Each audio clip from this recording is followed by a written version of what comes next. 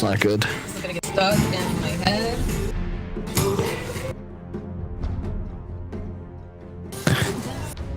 Radiant team back. Higher. Yeah! I love fast drafts. For early. 10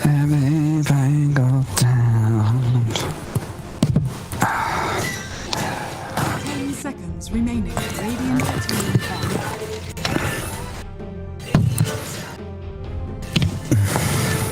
Okay. Yep. Axel, if you can turn yourself up. Do you want me to open the draft right away? Okay. Cool. Also, Axel, if you could turn yourself up like 25%, that'd be dope. Radiant team pick.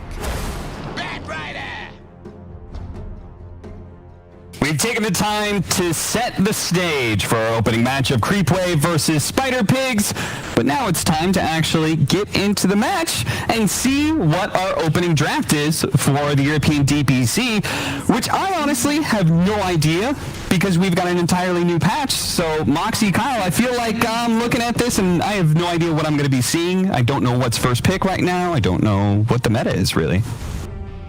Well, I mean, like, if you I mean, I certainly wasn't speaking to Kyle there, because I know he certainly doesn't know what the meta is. Moxie, I know you do, though. There's been a little bit of a meta, right? You've been seeing a lot of Nyx Assassin getting picked up. We've been seeing some OD getting picked up before, although I haven't seen that in any pro matches, because we really haven't had too much. But I know in particular that, Spider Pigs, you tend to see a lot of, really farm-heavy fours for Thug, generally speaking, whereas Creepwave, he's very comfortable on things like Monkey King, the Jug. Don't think those are necessarily going to be first pick, obviously. It's not the Nyx Assassin, though. Yep. Yeah, the Monkey King was banned in the first two, so you're right on the money, Moxie. Nyx and Clock we're going to see a lot of this season.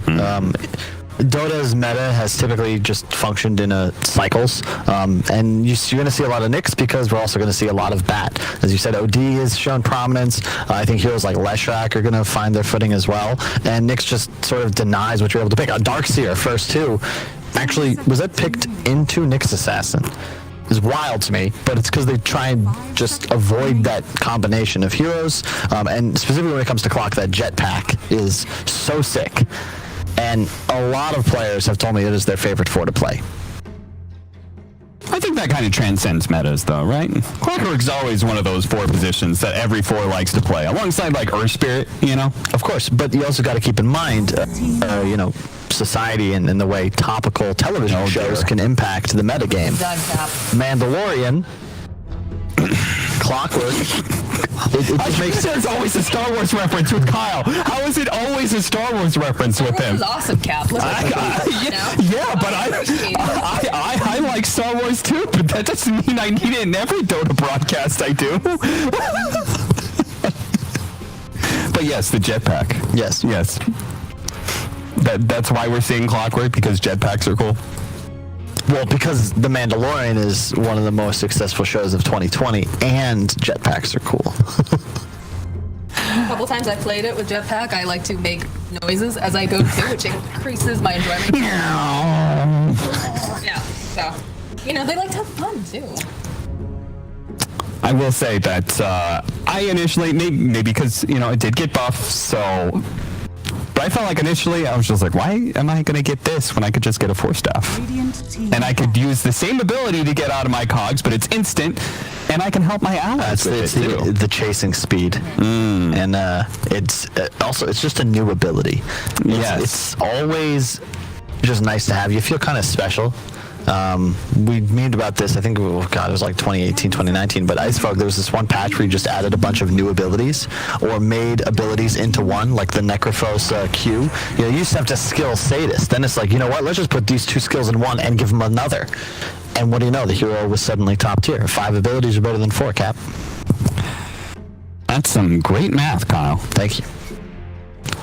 Truly incredible. Jakiro is going to be a 5 position, it looks like, for Spider Pigs, unless something is dramatically changed. Wow. With, I think honestly, tip that these teams really haven't heard yet, Core Jakiro with the shard. My man, I have been preaching about Core Jakiro since... I guess I'm talking about the original Core Jakiro man right here with complexity. We didn't win many games, but, you know, we won a lot with Jakiro, which is really saying something. By God, you guys tried it. I played that as 1, 2, 3, and 5 in my career. How's that going for you there, Kyle? The higher number, the better it worked. I never will forget. I think I picked it into a TA once. I can't remember who it was. It was no one or somebody else who was better than me. And I'm like, yeah, Jakiro Dumpster. It doesn't really narrow down the list very much, Kyle. Yeah, it didn't work. It did not work well. I gotta say that they are picking a lot of heroes into Nyx Assassin that I typically don't see picked. It's a great combo. I've always been a huge fan of Jakiro Darkseer because it's a very easy combo to hit. The vac onto Ice Path. The Ice Path can be pre-cast and you vac into it. It's not a big deal. And you want that combination. You always need one of three things: a support to play with, a vac wall combination, and a laning matchup that doesn't crush you. So far, so good. The Lich into the Darkseer clock as well, they're very odd to me because you just get hunted so hard in the laning phase by these two heroes. I think that is another thing about the Nyx Assassin we didn't mention, but I think that hero is so good against pretty much all of the popular mids right now, right? Yeah. Puck, Void Spirit, Ember Spirit. Lina has been on and off as a mid lately, but it looks like specifically for Spider Pigs, they're just going for comfort because that is Noob's hero through and through. 82% win rate on Lina with 34 wins. He's just a Lina specialist, you know? Yeah, but this Phantom Assassin, I really like it for Creep. I love because Chrysalis likes to play aggressive. He likes to go early. He's very comfortable with that. I mean, he even mentioned, like, I think asked, but they had said, like, yeah, he's gotten more comfortable with these cores, but he really shines on things like this Monkey King and so. It fulfills the same role in the draft in a way as the Monkey King, and it's great synergy with both Bat and Nyx because you have low damage but really high lockdown. So you want your carry hero to be able to output significant amounts of damage in that initial 4 to 5 seconds. So Monkey, TA, PA are all just perfect for this because you need to play around the carry to find kills. Your supports, really, you have no damage on your 3, 4, or 5 right now as Creepwave, so your mid needs to pretty much pull off the same role in the draft, but probably more mixed damage. Are you happy with the lanes? Like, looking at this Darkseer clock, you don't think that's going to be a problem for PA at all? I don't know. It feels like it's so much more difficult to play aggressive in the off lane in comparison to my day. You know what it is? It's the couriers. Yes. Because previously you could punish a lot more, and you could trade you could lose CS to take away enemy regen and health, but now they just buy more regen, or they just die. Hero kills still don't really provide enough bounty in either gold or XP, so let's say you do get a kill on the Lich, but you use 2 mangoes for it. Well, he's now teleporting back in with PA's Wraith Band and extra regen, and now you're outmatched in the lane. So, yeah. Yeah, it feels like, what was that meta where mid was pretty much just a regen war? People were just ferrying regen constantly into the mid lane. Now it feels like that's all lanes. All lanes are a regen war where it just comes about like who is buying enough sustain to keep themselves in lane. All right, well, we're heading into the last pick here where we've got Creepwave, who does have the option of running Batrider mid and still leaving an offlane open, though I'm presuming this is Batrider offlane with their mid still to be picked, and Spider Pigs still waiting on their carry. Any early preliminary thoughts? It looks like we banned away Medusa and Ursa for Creepwave, which I guess kind of makes sense. Heroes that I feel like Medusa especially is really unthreatened by this lineup. You might see, okay, Puck's been taken out way before. That's going. Bans. Yeah, they banned Legion and Tidehunter, so. In NA, you can see the Legion going mid, but. Yeah, I'll be honest, I don't know anything about Marine, but is that, yeah, Malorine. I see no one in it, but it's also because I need glasses, and the monitor's a full 2 feet away, so it's tough.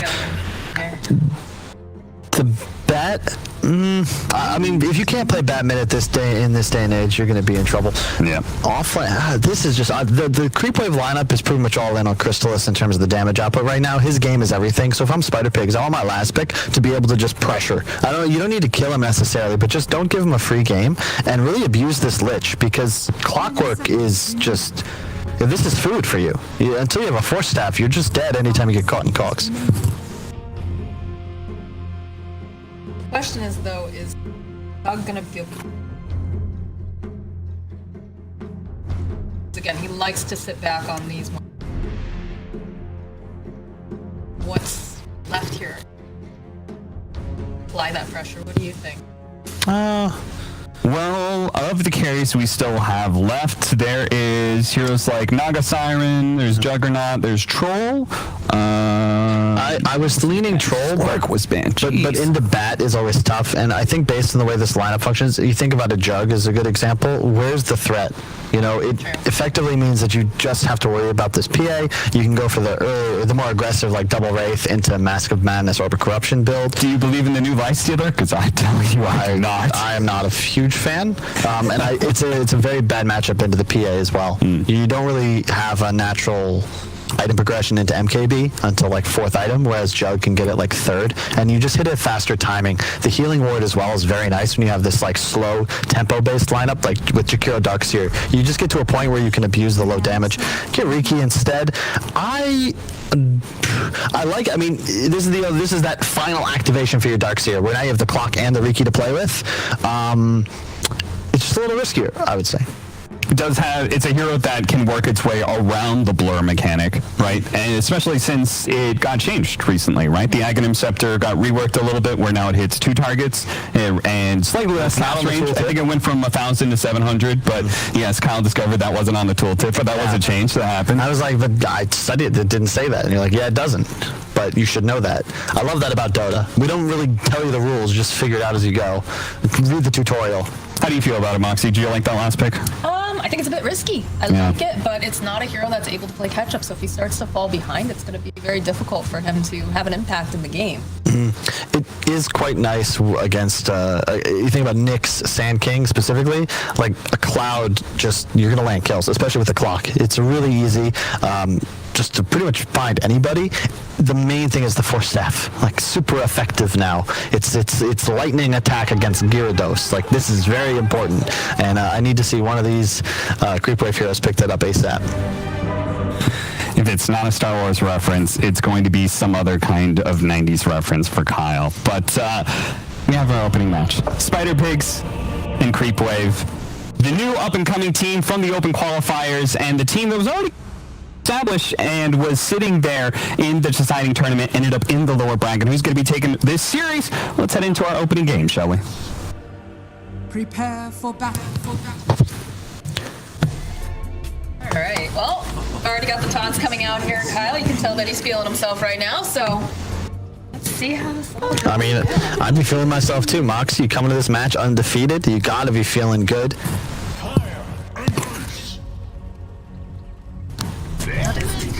Tiny, shiny Lena, too. Yeah, LeBron Dota is one of my, well, I wouldn't say favorite Jakiro 5 player. He's kind of just the only one, so I guess that makes him the favorite. And it will be Marine Bat Rider mid. This is probably the player to watch here. If you look at the lineup from Spider Pigs, they would have some real big difficulties dealing with a fast bots blink up on the bat. And again, just point to, as the game continues, specifically in the mid game, Spider Pigs will start to pull away. They have so much natural sustain and tankiness and durability on these heroes that Creepwave's lineup just will fall flat in time if they're able to get, the pipe, the Greaves, and enough sustain. Man, I for one am so glad that they ended up actually nerfing Bat Rider. Were you playing a lot of Dota when it was the time when you could just stack those No. ancients? The answer was no. If you're talking about Well, you can stack the ancients and then you put your sticky napalm down, and it's so much damage to the neutral creeps that you could get the bots and the blink like so fast. It was insane. Go the runes. Even split starting right off. Watch your I like how they've leaped out the Amar the Fellas, the name there too. I mean, why couldn't, if we're going to censor the name, why don't we just change the name? I don't know. Maybe we don't have the technology. I guess. Are you guys a fan of numbers? Love numbers. I can give you some numbers here for Creepwave. Give me them numbers. Those numbers are 4, 32, and 124. Wins, losses, and draws. No, Kyle, this is an entirely new team. You think they played 124 matches? I don't know, man. I've been going for a while. No, that is the ranking. Chrysalis is number 4 right now on the European leaderboard. Amar is 32, and Malrine, our mid player for Creepwave, is rank 124. I believe Amar is 15, not 32. Thank you. That's true. I just checked it today. So. No, I meant for years old. Oh. Sorry, Cap. Couldn't resist. I was like, what? I will say, I mean, you even heard LeBron talking about in the interview about how Creepwave were full of some very skilled players. This draft is playing to those strengths because it's all about kills and constantly playing aggressively on map, whereas Spider Pigs, you know, can be a lot more controlled. And I know I've brought this up a few times, but it's really just that mid-game. I want to see Creepwave with not just hero kill advantage, they have to somehow translate that into towers. And they have no natural way of pressuring buildings. Spider Pigs, you just follow Jakiro's arcs here, and it becomes very simple. So be curious to see how they execute moves, not just for slays, but for objectives. That's always a big thing, too, with a lot of the Tier 2 teams, is that they might be very scrappy and they might get a really good advantage early on, but then they kind of fall off because they stop taking objectives, or they just don't know how to close out games. I've seen that happen so many times in every region. You know, I was looking at this bat right now, and I thought it was going to be off lane because we already had the Lina. And I know that matchup is not something that Batrider feels super good about. No, exactly. It's always a bit odd. Like, as soon as you see the Lina, you've got to assume it's going off lane, considering that, wouldn't have minded playing against either support. Is this I think he's all right here.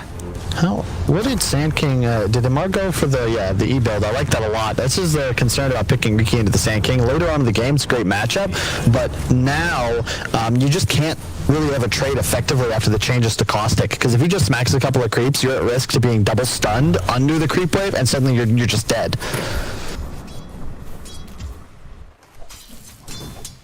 Those are some very flashy wings over there on the Jakiro, too. Very distracting. Yeah, finally got a cosmetic, and It's got some nice buffs there with that egg shard, too, so.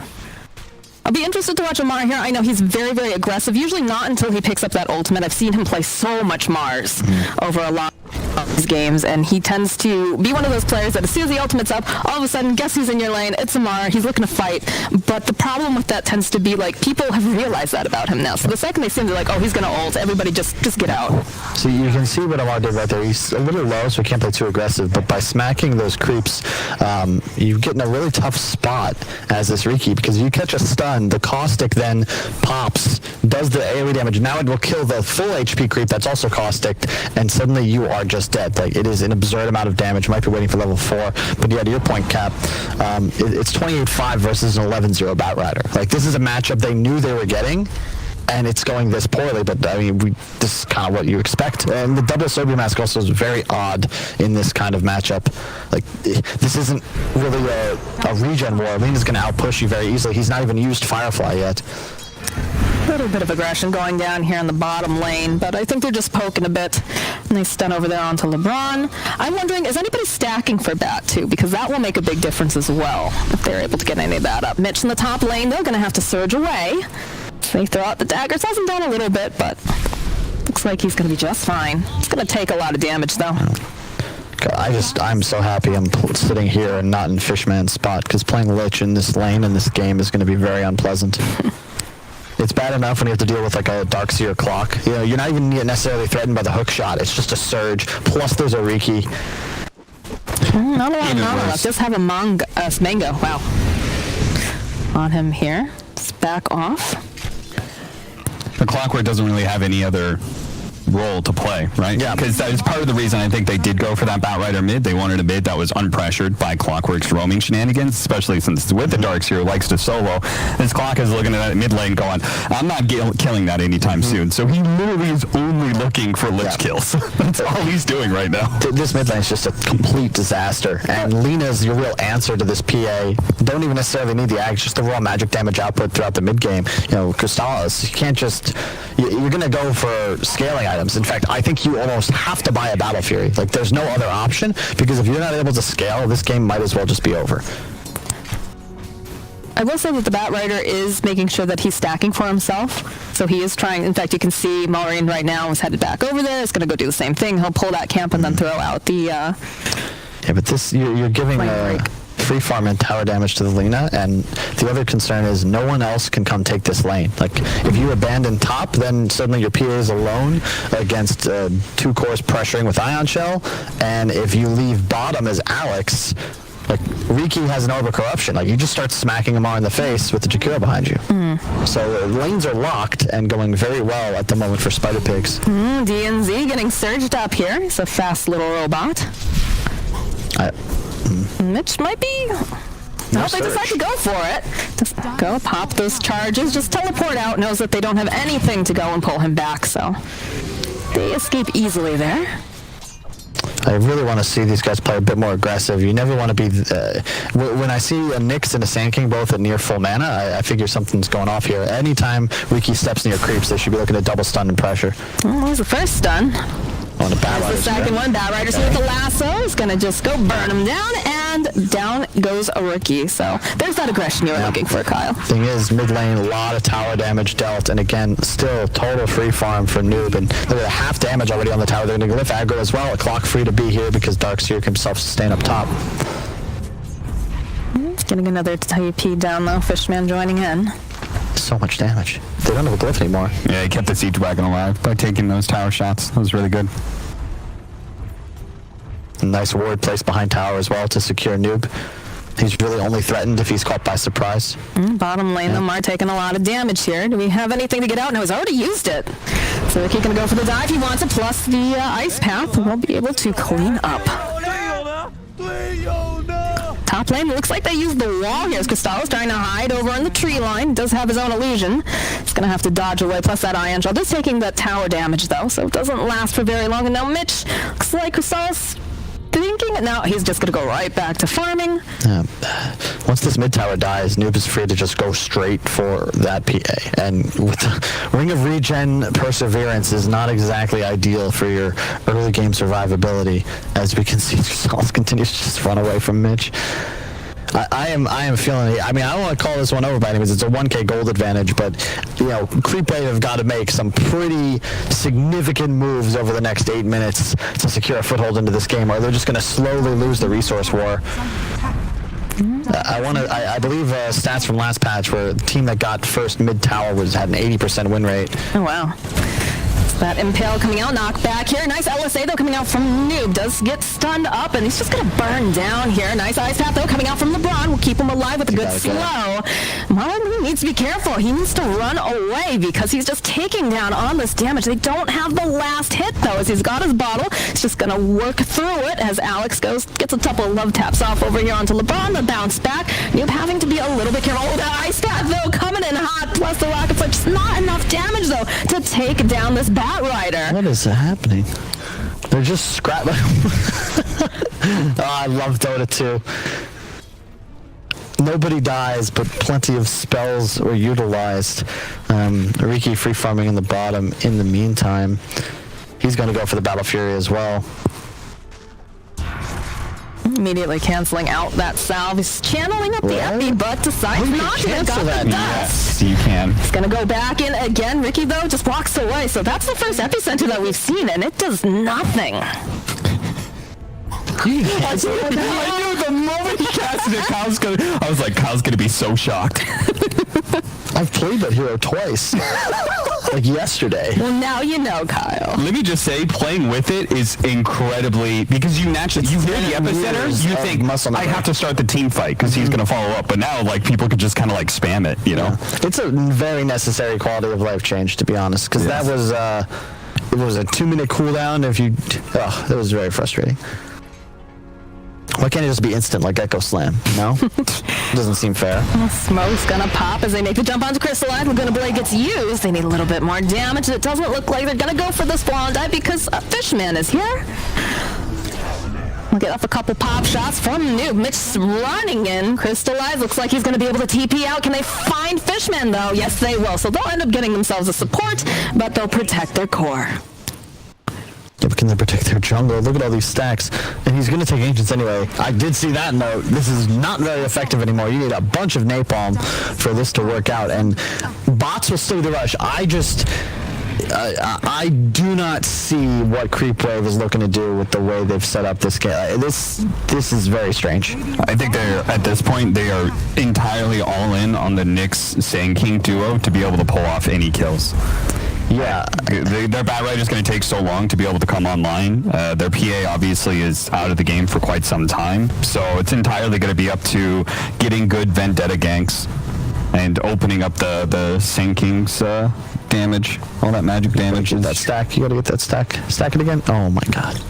Now, they did get a lot of really yummy-looking neutral items out of that ancient stack, at least. Silver linings. Silver linings. You know me. I try to be very positive. You see, 1 kill thus far, but the gold lead has went from 1K to 4K over the last 3 minutes. And it's nothing to do with hero kills. It's about map control. Look at how aggressive Spider Pigs can play. Like, they're all on enemy side of the map. They can freely take a smoke. 4 wards placed by Creepwave just securing their own woods, and that won't even matter because the smoke in's going to catch them off guard. Riki joining the team. Bottom being pressured. They should know something's up. Smoke will pop on Alex, who has been deaded. DNZ looking for the hook shot. Will connect over onto the Lich, like you said, Kyle. This poor little guy. He's just a melted ice cream cone here. They'll jump over onto LeBron, but they're too afraid. Well, like, who does anything? You have bots on bat. Like, they're all so squishy. Yo's up already for Noob. I like the decision to rush that up because you really just need to make sure you don't die in a burst combo, and especially against the Nyx, if you catch him with Carapace and just Yo's him up, like, that's a dead Nyx, and nobody has to worry about anything. He was a Battle Fury though, 12 minutes in, good lord. Yeah, they really needed these lanes to go better because they don't have any heroes to pressure these towers. Yeah. Sand King's really good at like lane pressure, but he doesn't actually take the opposing safe lane tower very well. So it helps to have a mid that does that for you, but they've got a Batrider who similar problems. Yeah, and the SK, again, to your point, it's a great lane. It's one of the most feast or famine off lanes like that exists in Dota at the moment because you could add nice flame break. That's a free kill. Look at how much damage the Batrider took from that, though. And look at this. He's not even done. He's thinking about going back in again. Has the hook shot, goes in, grabs the cogs up, has his hold over here onto Alex, and they have the dust, so they'll find themselves a kill. They threw out that Chain Frost, but nobody was there. They Delta split. Yep. Amar is still bottom. He does get the tower. Yeah. Okay, so I was going to point this out. He's pretty much been here uncontested for 3 minutes, and he only just now took the tower. Like, that goes to show, like, they were able to play so aggressively around that mid-tier, too, from the side of Spider Pigs, because they can leave the Sand King alone and know that they're not giving up that tower very easily, and as a result, they're not giving up the map control back over to Creepwave. I will say, like, the PA's progression, like, his decision to straight up rush, greedy, like, Ring of Regen Battle Fury on the PA might be their saving grace, because even though they're behind, PA's farming speed will still be top in this game. So you give yourself this window where as long as you're not losing horribly around the map, you're going to get to a point where you'll have a window that PA is strongest on that, by far. And Lina, Jakiro, you are fodder for the 11k MMR hard carry. I'm just concerned. You have a blink on SK, so now you just watch Amar. You just hold Chrysalis' hand. Find somebody with a stun. That should be enough, especially if you have Neppy on top. Is it going to be enough to just lean completely on Chrysalis, though? I hope so. If you're a Creepwave fan. It's the same thing, yes. I think it's fine as long as you're able to keep your triangle. We saw like a lot of European teams be able to pull that off, the solo, like they're behind, but as long as they just keep farming the triangle with PA, eventually the PA gets too strong. But the thing is, I don't like this smoke usage. They just need to... Here's the hook shot. Jump out, though. Plus just runs away. Nice Chain Frost gets throws out from Fishman. Follow it up, though, with a beautiful ice path into the wall. Over on the other lines, we're going to lose Alex. And now LeBron running for his life. There's a Laguna Blade getting thrown out as well. Followed up with that drag. And we also have an epicenter going on. Amar finding that kill. As we've got Riki now trying to run away. He's ticking so very low, but they just don't have any way to grab him right now. I think he's going to make it out. Mitch, though, not so lucky. That is such a strange fight to take. You see the blink on the Sand King. You're diving into a Lich. You're smoking in this position. You want to be placing wards. You've got one in the bottom half of the map. That's the area you're playing around. Smoking into unknown territory removes the advantage of your smoke, especially against invis threat like Nyx Assassin. It's just a very odd move here. I would have much preferred to see them get into enemy jungle, try to take out some of these sentries. But Fishman, even though he's playing a near impossible game, has done a great job. Look at all the sentries placed. There's no vision in that top dire triangle, which is what's giving them this opportunity because Spider Pigs feel pressured, knowing they're up against the Battle Fury. But that's just such a bad fight to take. And now, like, wow, I just like the area where they're smoking through is like they're smoking through the mid lane and they're on the low ground of this triangle. Like, I think if you use that smoke, you want to enter a triangle on the right hand side. You go on with the only hero in this game, with the exception of PA, that can avoid the cogs. That's who you initiate on. And the Lina is not there in position to get the follow-up. So now Noob finally shows up. They were saving the Arcane Rune bottom. He got distracted. But when your hard support Jakiro is the first one to cast spells on an enemy, you know your smoke gank's been misexecuted. On the hunt again here. Gonna have that Battle Fury soon for the Riki. Felt like one of those moves that was just a bit redundant. You know, they already had good map control. They were already out farming the enemy. It was the second one as well. Like we talked about, they were going up 1k gold per minute almost. Like that's how you wanted to keep playing. Keep Darkseer top jungle. Keep Lina mid controlling runes. You don't need to feel pressure to do too much. Yes, you're against the Nyx, but you know, accept the fact that someone might die, but you're going to get way more resources out of the map. By grouping up as 5, you've already put yourself in a position where you need to have the kill advantage in a team fight to make it even, let alone worthwhile. Lose a fight, you've suddenly just chucked away your ad. Oh, looks like they found the Riki, but they'll follow up with the hook shot from DNZ. It's a nice cogs off, though. Batrider's already free. He's just dead. He can't do anything. The rest of his team's not there, although they do manage to get a kill over onto Fishman. Looks like Maureen is done with this fight, though. He's left the building, or rather the triangle. Noob still hunting. Only has Alex. It does have that Yules, though, like we talked about. No Spike Carapace just yet. Mitch joining in on the fight now. So try to chase after him. Spike Carapace, though. Is it going to be enough? Is he going to be able to get out? It looks like he is. Oh, beast. What happened there with Maureen? They popped a smoke onto the enemy carry. They just couldn't see him because no dust was going off. You got it. Monkeys Forever is very upset because he preaches how important it is. Core players should be the one buying dust. Yes. You know, supports have to buy the wards, even though those are free now, legacy. But especially if you're that initiator, you've got to be the one to provide vision because it's your job to get the kill. It's your job to make sure you can do that. And there's a Yules coming up on the Sand King. Would have probably preferred a Force Staff in this game, but it's better for scaling to have the mana regen. Haste Rune now. I love that, actually. Skip the blink, go straight for BKB on Bat. I think that's a great decision. Well, he's not having any problems getting into these fights anyways. They're coming to him most of the time. Like, there's no reason for him to have to grab it at this rate. Yeah, it's the advantage of the PA lineup, and again, knowing that you only have to hold a small part of the map. That's why they can like use so much money of their team net worth on sentries and just play for the 2 wards that you're expected to see. One over here, and the other one just making sure your triangle's totally clear. Those are the only 2 warding spots you care about when you're this defensive. And the thing about it is, Spider Pigs, you have 0 to deal with BKBs right now, and you're going to hit a timing where both the PA and the Bat have one. Anybody they catch is dead. Preferably the Lina or the Riki. Either one would suffice. And Crystallis just does not care. There used to be a stun. Long time ago. Was it really a long time ago?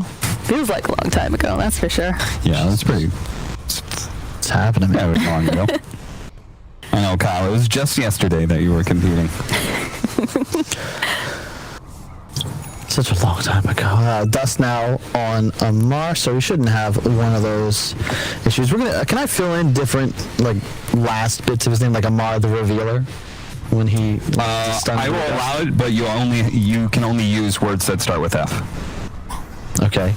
Amar the man with foresight. That doesn't work. No, that starts with an M. Yeah. Amar the Freakazoid. I still like Amar the fella, personally. Uncontested roach. Get in there, guys. They're not going to get there.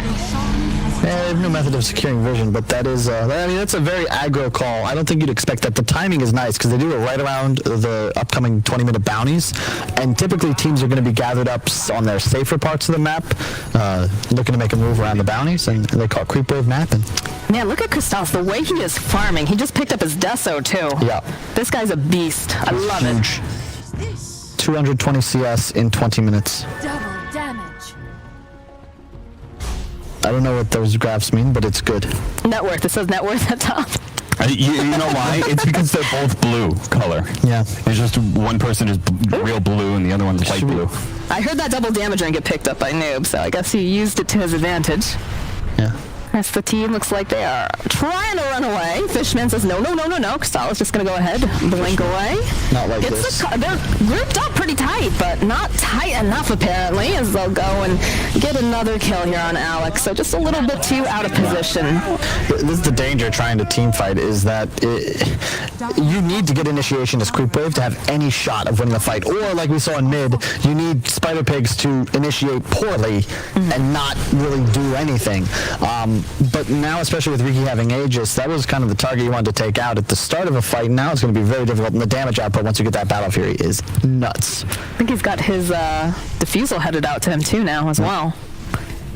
Starting to become much scarier.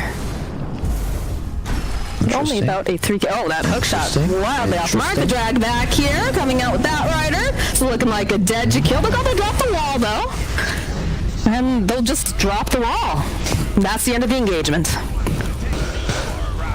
Okay. That's the I mean, there's a dead They're going right back in again. It was a false back, I guess. Again, the Yule's coming out. Mitch taking so much damage here. I'll be able to go slice him up into ribbons. Noob is left. Oh, but beautiful LSA, but it doesn't matter. Noob is already dead into the ice path. It's looking really, really nice. And the cogs coming out. What's going to happen to the triple kill? So the ultra kill now for the Riki.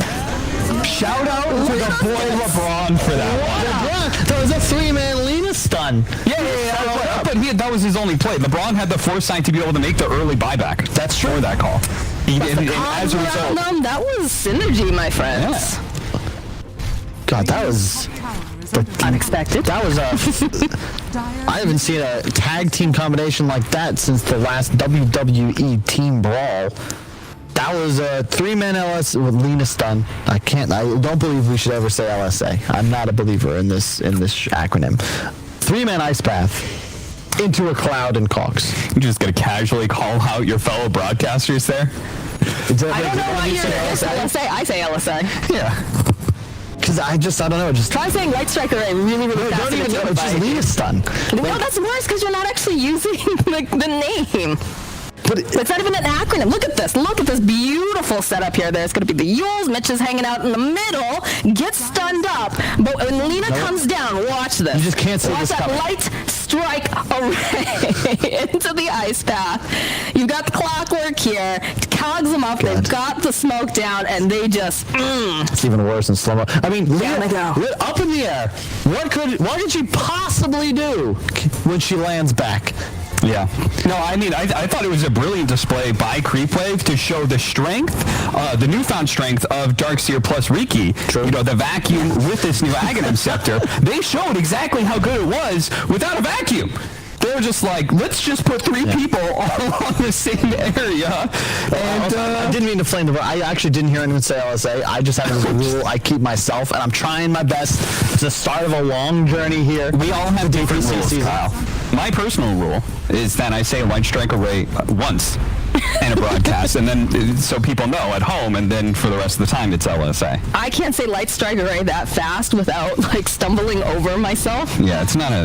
I thought just change the spell's name. It's just I know it's an anime thing going back to Dota 1, but come on. When you're in game, okay, Noob isn't saying, I've got LSA, I've got LSA. He's just saying, I can stun. So that's the difference between players and people on broadcast though too. But it's why do we have to dress everything up? It doesn't have to be so elegant. It's a stun. It's like getting punched in the face. You're like, excuse me, sir, please don't hit me with that right cross uppercut combination. You just don't want to get hit in the face. This is looking like a Nixus at. Nope, never mind. Yules into ice. And your favorite, the Lena stun.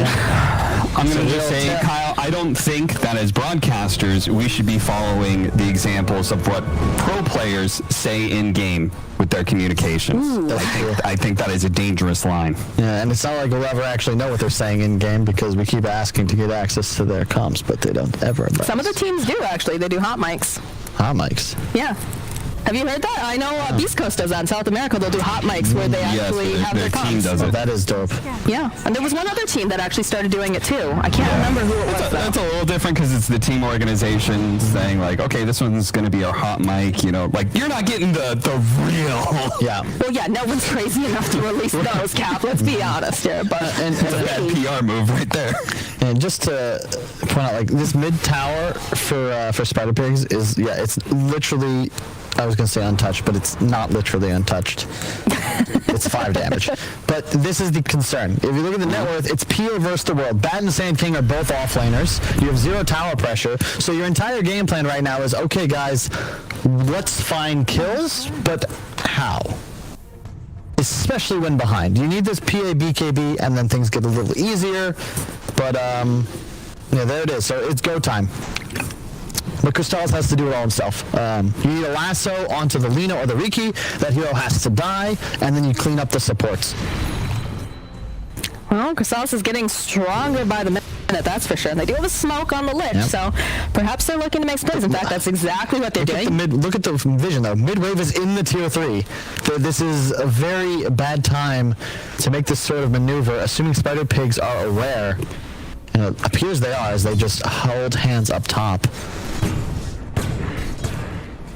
Lina in some danger, though. Fishman. They're waffling a little bit, though. This is a very odd. They're now the Delta split. Yeah.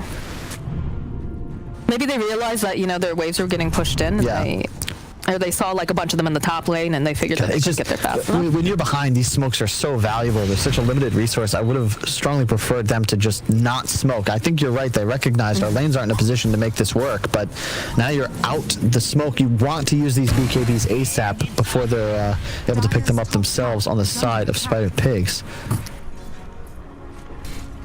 You can see the Spider Pigs have taken up residence in the dire jungle here. Seeing a lot of mirroring going on. A couple of these neutral items getting picked up, though. Level 20 now. Chris, did he get the shard yet on the clock? Because I think that's the critical timing. You've got to get that jetpack up and running. Looks like he's not interested in it either. It's the same. It's like in the Just get a force down. look. Think about the But jetpacks. You wouldn't even have been able to have episode 6, 7, and 8 in The Mandalorian wouldn't even have been able to happen if he weren't able Don't to get the spoil things for the jetpack. people who haven't been able to see it If you yet. haven't seen it, then well, Maybe some people don't have Disney Plus in their country yet. They haven't you seen don't it. need Disney Plus to watch The Mandalorian. We're not advocating piracy here, Kyle. Yeah, me neither. You just have to ask one of your friends. There you go. I'm not sure that's better, but all right. Yeah, Kyle went from piracy to social gatherings during a pandemic. You can watch on Discord. Dude, No, you can't stream it. actually. It's blocked. What? You can't watch Disney Plus on Discord, no? Or Netflix. Okay, you can download it and play it in Windows Now we're Media back to Player. piracy. Kyle, please. It's not breaking the rules, it's just bending them. And if you're watching this, Bob Iger, I didn't say that. All right, well, we are seeing some aggressive moves coming out here from the side of Creepwave. You know what? I think they've got to play. They've got to mind their creep waves a little better when they make these aggressive maneuvers into the enemy jungle. I hate that I laughed at that. Yes. Because they're just holding encourage it. him, Moxie. This is the strength of that mid tier 1. They're just standing on it. What is Nyx Assassin supposed to do? They're just hugging it. Crystals, he's just going in. This is the strat. Charge in, boys.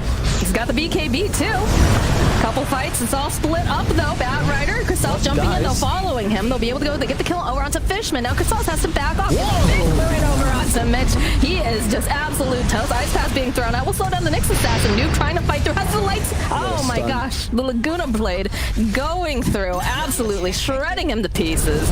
Alex, he gets the stun off, but he is taken down himself. What the hell? Why was that so split? Why? I watched. He dragged the Darkseer to the left. Yes. Yeah. He dragged him away from his PA, and even worse, he dragged him onto Impassable terrain. And great stun from Noob, though. I don't know how much of that was luck and how much was calculated. That stun hit about 1/10 of a second after the PA BKB faded. What does Noob have for items? I think I saw, like very defensive items. Yeah. I think that's pretty cool. That's a good idea. Ooh, Omar? What you doing there, buddy? Dying, apparently. Dire's middle tower. Man. Oof, that was some Dota 2 right there. Go throughout the frost shield, try to dissuade them a little bit from hitting these buildings, but of course, Noob can sit very, very far back here and just wail away on these racks. The way the Sand King just gave away that gold, you could call him Amar the Philanthropist. Thank you. Amar the Feeder, yeah. Except that wasn't an F there, Sarah. Yeah, but it makes an F sound. Come on, Mox, you got to give that to me. That was very clever. I enjoyed it. Alex also just getting murdered here. It's an Ags up now as well. That is very strong. I played Riki the other day, and it was a lot of fun. Once I picked up these items, we still lost, of course, but I blame Owen. You guys played a lot of Dota yesterday. I think I played 2 with you, and then you guys just kept on trucking. You guys ready for the Roshan pop quiz? Pop quiz time! Pop quiz time! Kyle, what is Riki's shard? Sleeping darts. Hey, good job. Very, very little. This is one of those. Okay, here's the thing. I feel because if you notice with Aghanim Scepters, right, there were a lot of history of Dota. Some heroes just didn't have them because maybe just didn't have a great idea. It felt like maybe there was some kind of crunch. You know, you look at CD Projekt Red. You know what the issues with Cyberpunk. Oof. Maybe they just. I was like, guys, we need a shard for every single hero. They came up with a bunch of good ideas, and then for others, like, what about like just new abilities? Okay, Alchemist is a great example. Like he has one potion already. What about another potion? But this one's good. Yeah.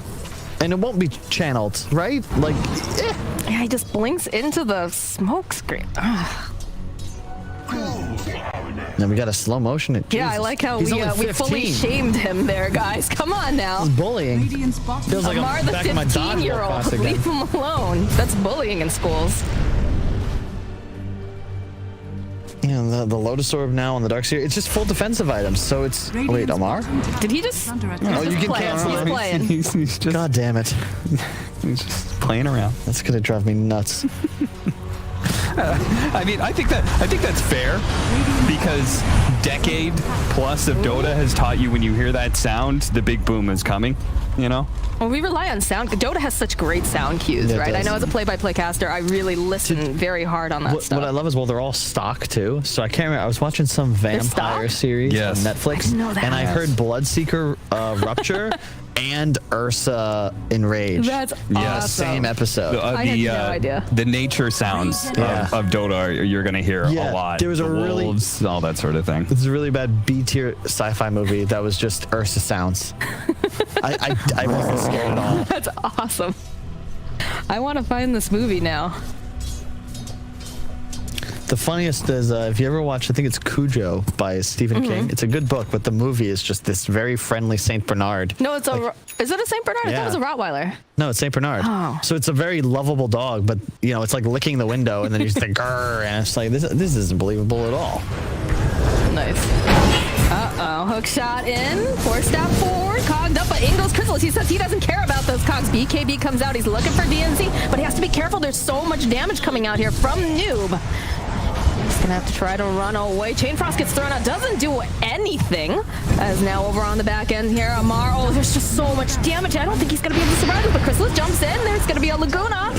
And again, Ricky coming in to clean it up. Another flare forward. You can see they're trying to grab anyone else that they can. In fact, there's the jump forward from Ricky. Almost manages to go and get the kill onto Alex. It doesn't look like he's going to be able to fish, man. Oh, the lasso. No, they still managed to hold him. It's a playful hold them right together here.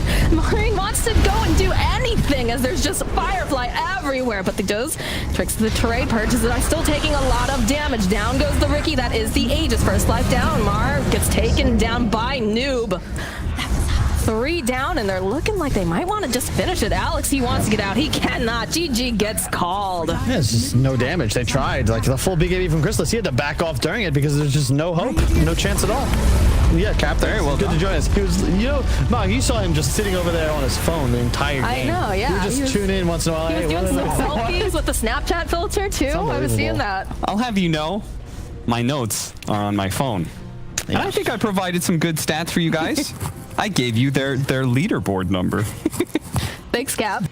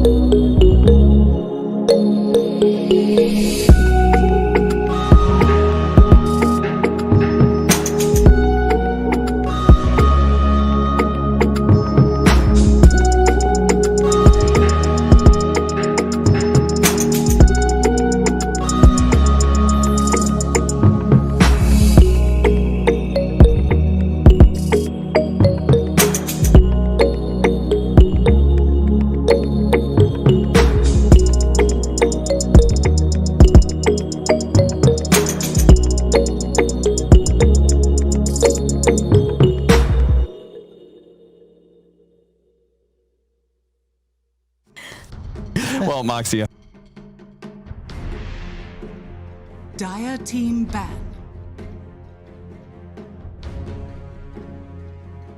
To set up better lanes for yourselves. Is that too far? Yeah, I mean that's true. We all were talking about this Batrider Lina matchup. You know, everyone, you guys were convinced. You saw that Lina, you're like, Batrider's going into the off lane, but you could see that Spider Pigz was banning out the off lane because they knew already, and they didn't shift. Like that's the other thing. Why didn't you shift that Batrider? Yeah, the last pick to Sand King. Whenever I see it like last, it's just odd, and it's the issue with Clock offlane, Sand King offlane, even Bat offlane to an extent. They're not real damage-dealing heroes.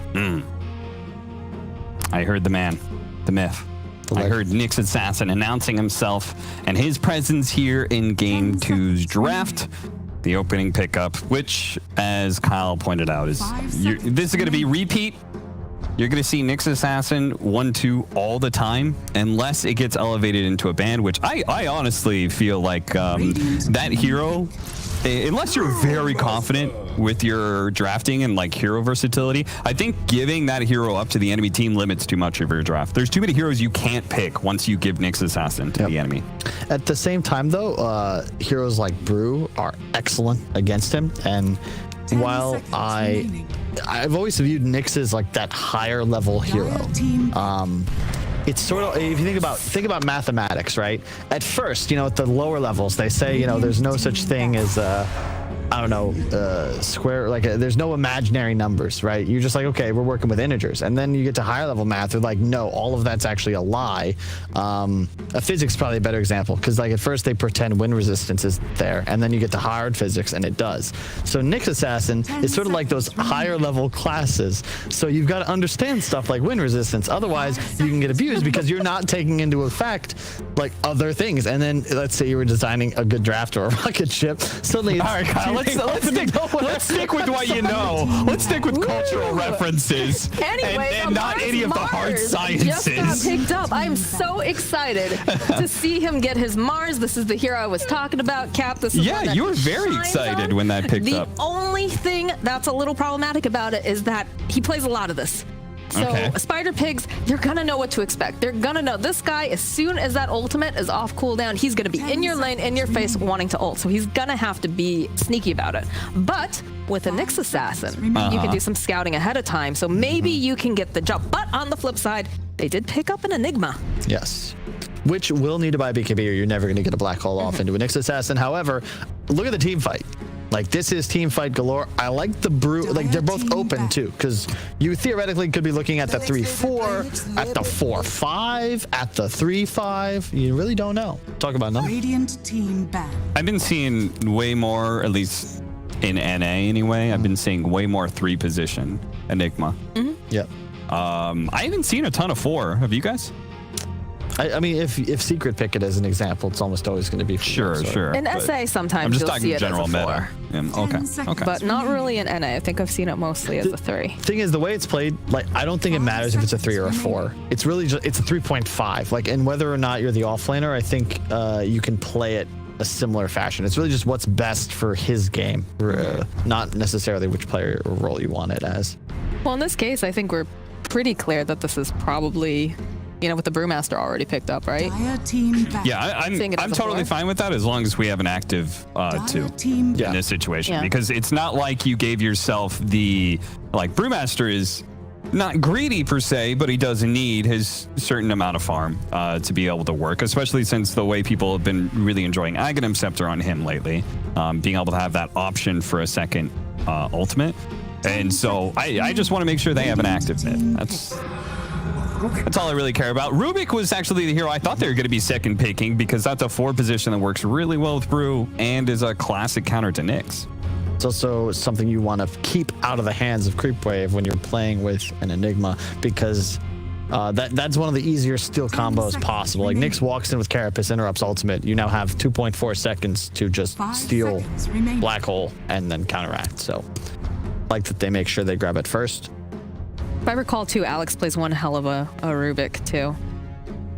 So that's yet another reason to take it out of the pool, so that way Spider Pigz can ensure they get that. Okay, so where is Nice this answer. Enigma going? Right? Like, I feel like all the roles are kind of jumbled up here because we kind of have 2 4 positions right now. And so something weird is going on. Whether it's as simple as like 5 Rubik, okay, that's not the weirdest thing in the world, but it's been a minute since that was really meta. Or if we're doing a 5 Enigma or Brew. Yeah. Maybe Brew's going mid. It could. Weird things. Yeah, they could try to like put the Brew in a different position, but I don't. The 5 Rubik makes the most sense to me. I don't feel like Enigma's a great 5. Yeah, I would really love. They just need some catch now with low CD. I'm a big fan of Ember Spirit in this spot for Spider Pigs. Pretty much into anything because you can swap it to whatever lane is most agreeable. It's not terrible against Mars Nyx either. You can get hunted by Carapace, but the game has changed significantly since Ember's used to, you know, split push constantly, go double Battle Fury Daedalus. You're more of a bruiser now. Yeah, Void Spirit, Ember Spirit. I feel like in many ways they are interchangeable, just a little bit of faster pace with Void. But look how fast that response is, though. They see the Void Spirit and they say, yup, that's it. Give me, Noob says, give me that Lena. Yeah, it's another excellent matchup for Noob. As you said, his, 35 wins, 36 wins, something like that on the hero? Well, we got to add one now after that. But yes, he had 34 wins, 82% win rate. That was his 35th win. And this is something I think you won't see a drafter like, say, Rasmus or Misery in the Hellbear Smashers make. If there's one guy... Because Lena, we've seen this even with Sumail back in the day, right? Even in his TI win, he was playing a handful of heroes. And luckily you couldn't ban all of them. Whereas in this case, if I'm playing against Noob and I see this guy's got 80-something% win rate, I'm taking out his best hero, even first two. You don't let him beat you with the same thing twice. Wraith King, one of the better counters to the Enigma, but I've always loved Brew against Wraith King, both in the laning phase and later on. You just toss him up in the air. Dire team back. This is a great Coddle lineup for Creepwave to round this out. I'm surprised they didn't ban it. He's been super on the up and up since they reworked him. Yeah. That recall, too, being able to just have him right in the fight whenever you want. That's another, I love the Aghanim shards. It's another ice frog. I swear, he just like went to his Scribner. He's like, okay, what did they used to be able to do? All right, cool. Give him that again, but make it a shard.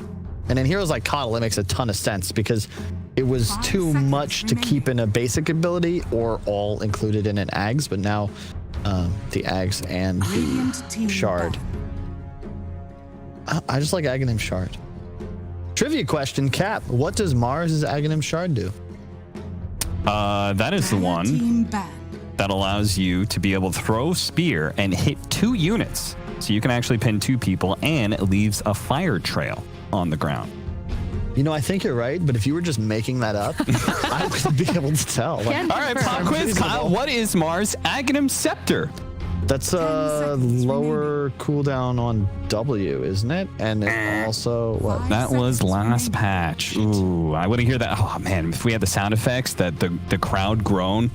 Oh, that was last patch. Close, Kyle. But this patch, you now have the reworked Bulwark with your undead soldiers. What? Oh, that's right. The undead soldiers. Yes. You sure that's not Clinks? Because his No, this is Mars. You get like a Phalanx almost. You're right, Kyle. You got me. I mixed up Mars and Clinks. No, I remember. It makes like the impenetrable wall. Yeah. Of, yes, they attack for you. It's actually a really big damage upgrade late game. There you go. The more you know. I'm just glad that I'm here, you know, to help the viewers learn because there was a lot added, you know, not many people probably had time to go through all those patches. So we're going to get through it together, guys. Remember, we got a lot of Dota upcoming. 35 more days. All right. My vote here is Coddle, but Spider Pigs, their options for carries, very limited because Monkey King, Lycan, PA, Troll, Phantom Lancer, Naga Siren, Juggernaut, Riki have all been banned. 8 carries are banned out of the pool. There's not much left, Kyle. Yeah. But Lone Druid is in the pool. Whoa. Okay. Ooh. BKB interrupt for the Enigma. Yeah. Straight up hard counter. Anti-mage. There was pretty much Anti-Mage and his brother Terrorblade were left. I think that was it. They're like the last kids to get picked for the kickball team. And feels bad. TV's the fat kid that nobody wanted, apparently. Speaking of Sumail, this draft is very reminiscent of that old school PPD-EG. If you look at the core lineups, you know, the Brewmaster Anti-Mage is something they ran a ton with Artesia Universe, and then Sumail, the Lena, and then 2 strong team fighting supports. I miss the Zion Enigma. I wish we saw that more often. I'm in maybe Zai. we will. He's here. I can't see him. I'm in a bubble. But it's only a short car ride away. Well, we will be able to see more of him maybe tomorrow. I actually don't know what the schedule is, but we will be looking at some upper division matches. I don't want to watch him play Dota. I want hugs. Okay, well, no hugs for you. Social distancing. I know. Kyle is like, he's very physically needy. He needs that attention. But we need to give our attention to game 2. The draft is done. The game about to start. Oh, yeah. Okay, we're not quite ready yet. So It'll start soon. we're was going very to do it smooth, in though. like, I in like appreciated 10 it. seconds. One In like job. 10 seconds, we're going to go into the game. But for right now, I'll give you your trivia question now, Kyle, because it's important to this game, I'm which ready. is Wraith King, Yes. his shard. What does it The do? reincarnation costs no man. And it Damn, he was So- on Ding, ding, point. ding, ding, ding, ding, ding. Very good, Kyle. is that it? Party or is there horn. more? Woo. I thought it might. Hey, summon- there we go. That was Does it nice summon thought of it. skeletons Well too, done, or is that Dreamleague. the That was edge? great. No, that was absolutely the shard. You were correct on that. Dang. So that's going to be fantastic for an animate, right? Oh, yeah. I would still favor the Spider Pigs draft. However, there are still weaknesses, like their playmaking ability is not so strong. You're playing around these big ultimates, but this once again is a very poor last pick in my view from Creepwave. Warlock, it is conceptually okay against Enigma, but basically, if you're not using your ult and Enigma isn't, typically Enigma's going to take that trade because you're pretty damn useful even without your ult. And I would have rather something like a Wyvern, where at least you're a little better in lane, you have more damage, and it's an offensive. You could kill the Enigma with it. And there still was a coddle, too. Yeah, You had options. you had options. And both the thing is, both Coddle and Warlock are awful against Brew. True. So you just get ran at by the pandas. All your stuff gets dispelled. In fact, I would argue Brew is the best support or hero against Warlock because you can AOE defensive dispel Fatal Bonds, which is, other than ultimate, all Warlock really is bringing to an engagement. Well, my question is, do they have enough to take down a Wraith King twice? I don't think they're like the best hero they have for that situation is Brewmaster, where he's kind of like that team fight winner, and those are like really big, mostly like the AOE team fight, like Monkey King type of heroes. Those are my favorite against Wraith King, but I'm always down with Brewmaster as being a favorite as well because it feels like you don't want to fight into that hero, but Reincarnation going off kind of forces you to just turn and try and play into that. Right. Well, here we go again with the Lena in the mid lane, and of course, Maureen is going to be playing the Void Spirit here. So it should be a nice lane for this Lena. Sweet. It's never a good thing. This is the problem with this magic. You can see Marine just straight up eating a tree tango to start the laning phase. Not a good sign. You know, it's forever etched into my memory. I know how bad this matchup is. Lena versus Void Spirit. Did you have a bad Void Spirit game? No, I did not. Blitz did when we duo queued. Oh no. And he got into an argument with one of our pub players, as he does. Killed. Yeah, he does that a lot. And he does that He's quite a become bit. really elitist after becoming a coach again. And they got into it, and the guy challenged him to a 1v1. He was trying to tell him how to play the matchup. And so they played that 1v1, and it did not go well for the pub player playing Void Spirit. He thought you could just max out Dissimilate and it would be fine. It's not fine. It's not fine. It's not fine at all. And then you've got a maxed out Dissimilate Void Spirit, so you didn't even win the lane, and it's a bad skill. This is the thing. The first couple waves can go okay, but once Lena gets the levels on you, specifically level 3, it gets a lot more difficult. But this is also a very odd lane. AM plus. It is actually a 5-position Enigma. Yeah. Look at that. That's the first for me. Oh, we got the cell. Oh? This man should be able to out heal that damage though. Oh gosh, he's sitting so low. Just needs a little bit more for that bottle. Is the sentry outside of the hard camp at bottom? At bottom? Yeah. Because the reason Fishman was taking so much damage, he was trying to stop the pull.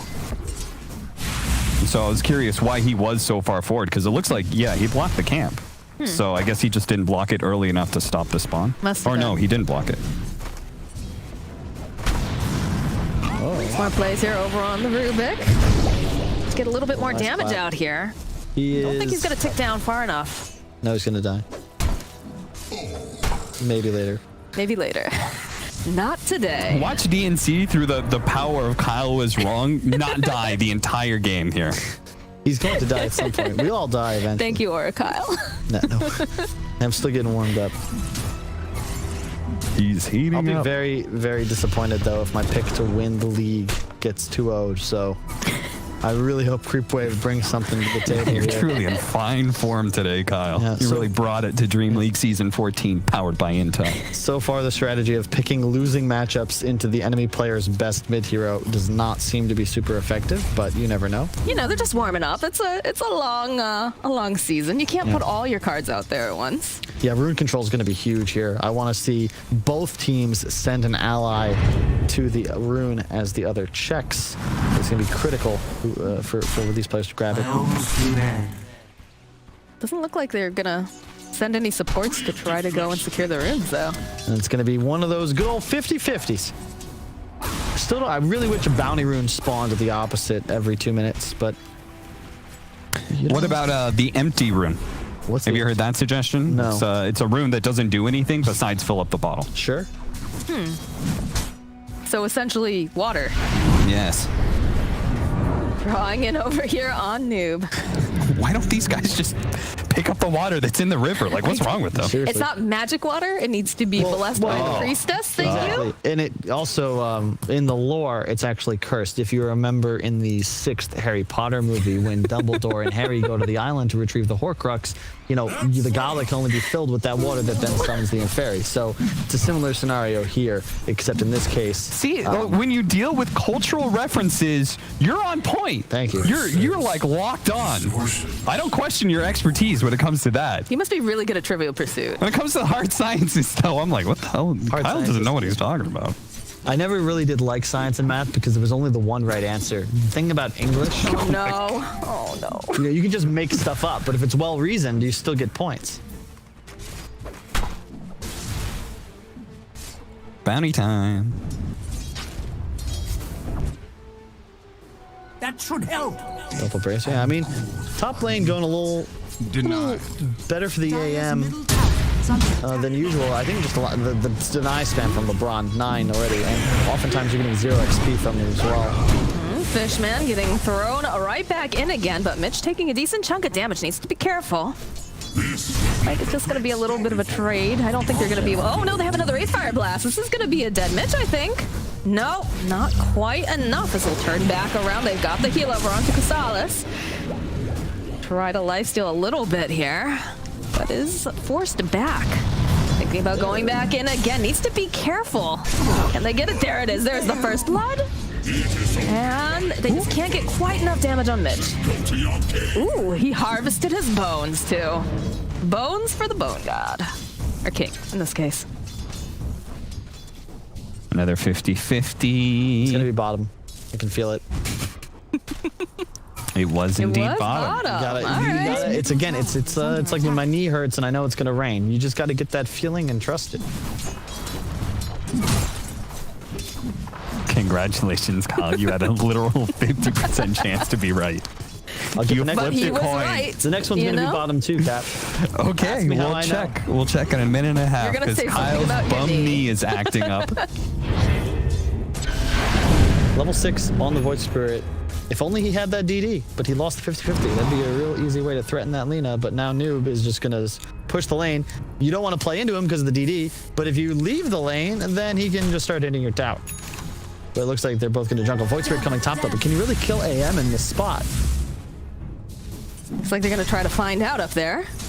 Dire's top tower is And under it's looking like a no. They're trying to chase after him, but maybe they can get LeBron. Maybe they can get themselves a consolation prize. They have a stun up soon. Alex needs to get out of the way here. Radiant's Gotta find it. All of the mana is, of course, gone here from this Void Spirit, so structures are fortified. Anti-Mage just gonna go saunter away. I love the raindrop pickup. In a game like this, you're really only threatened by a burst combo, and that effectively almost guarantees you're gonna stay alive, as both Nyx and Mars stuns Radiant's middle would tower be reduced is by the under full attack. damage. My thanks to thee. Look at that. Like, you kill LeBron, but it doesn't matter. He brings the salve. He brings the... I think of the Wraith Band as well. Radiant's middle Really nice of tower him. has fallen. Do force Mitch back though here. He's got Tranquil, so he's going to be able to heal up. Hell kind of... I've not seen this max haze before. It makes sense with the Rubik. You haze, then bolt, and set him on fire. But I think against a Wraith King, I'd still prefer max clap.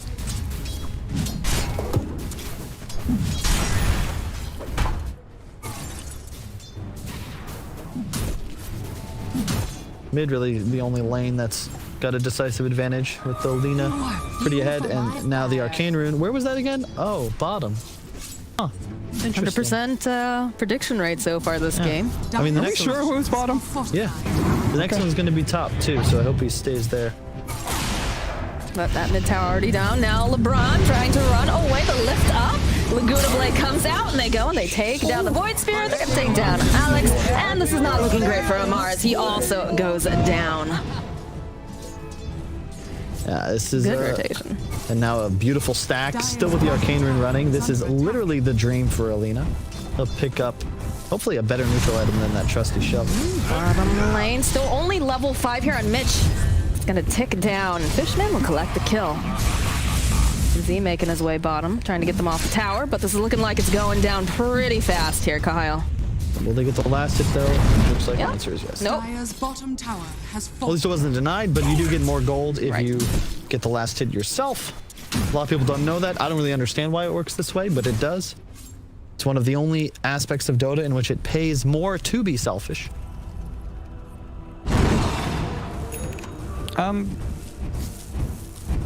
What? You got a thought there, Cal? Doesn't like a lot of Dota pay you to be selfish? Ooh, there's the arena, but it's an anti-mage, and if you don't have that lockdown, he's just gonna blink on out. That's true.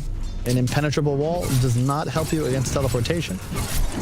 You're gonna hit us with some science there, Kyle. Tell us a little bit of how physics work and Well, you would have to put down a dream spike, but that doesn't actually exist in the Dota 2 universe.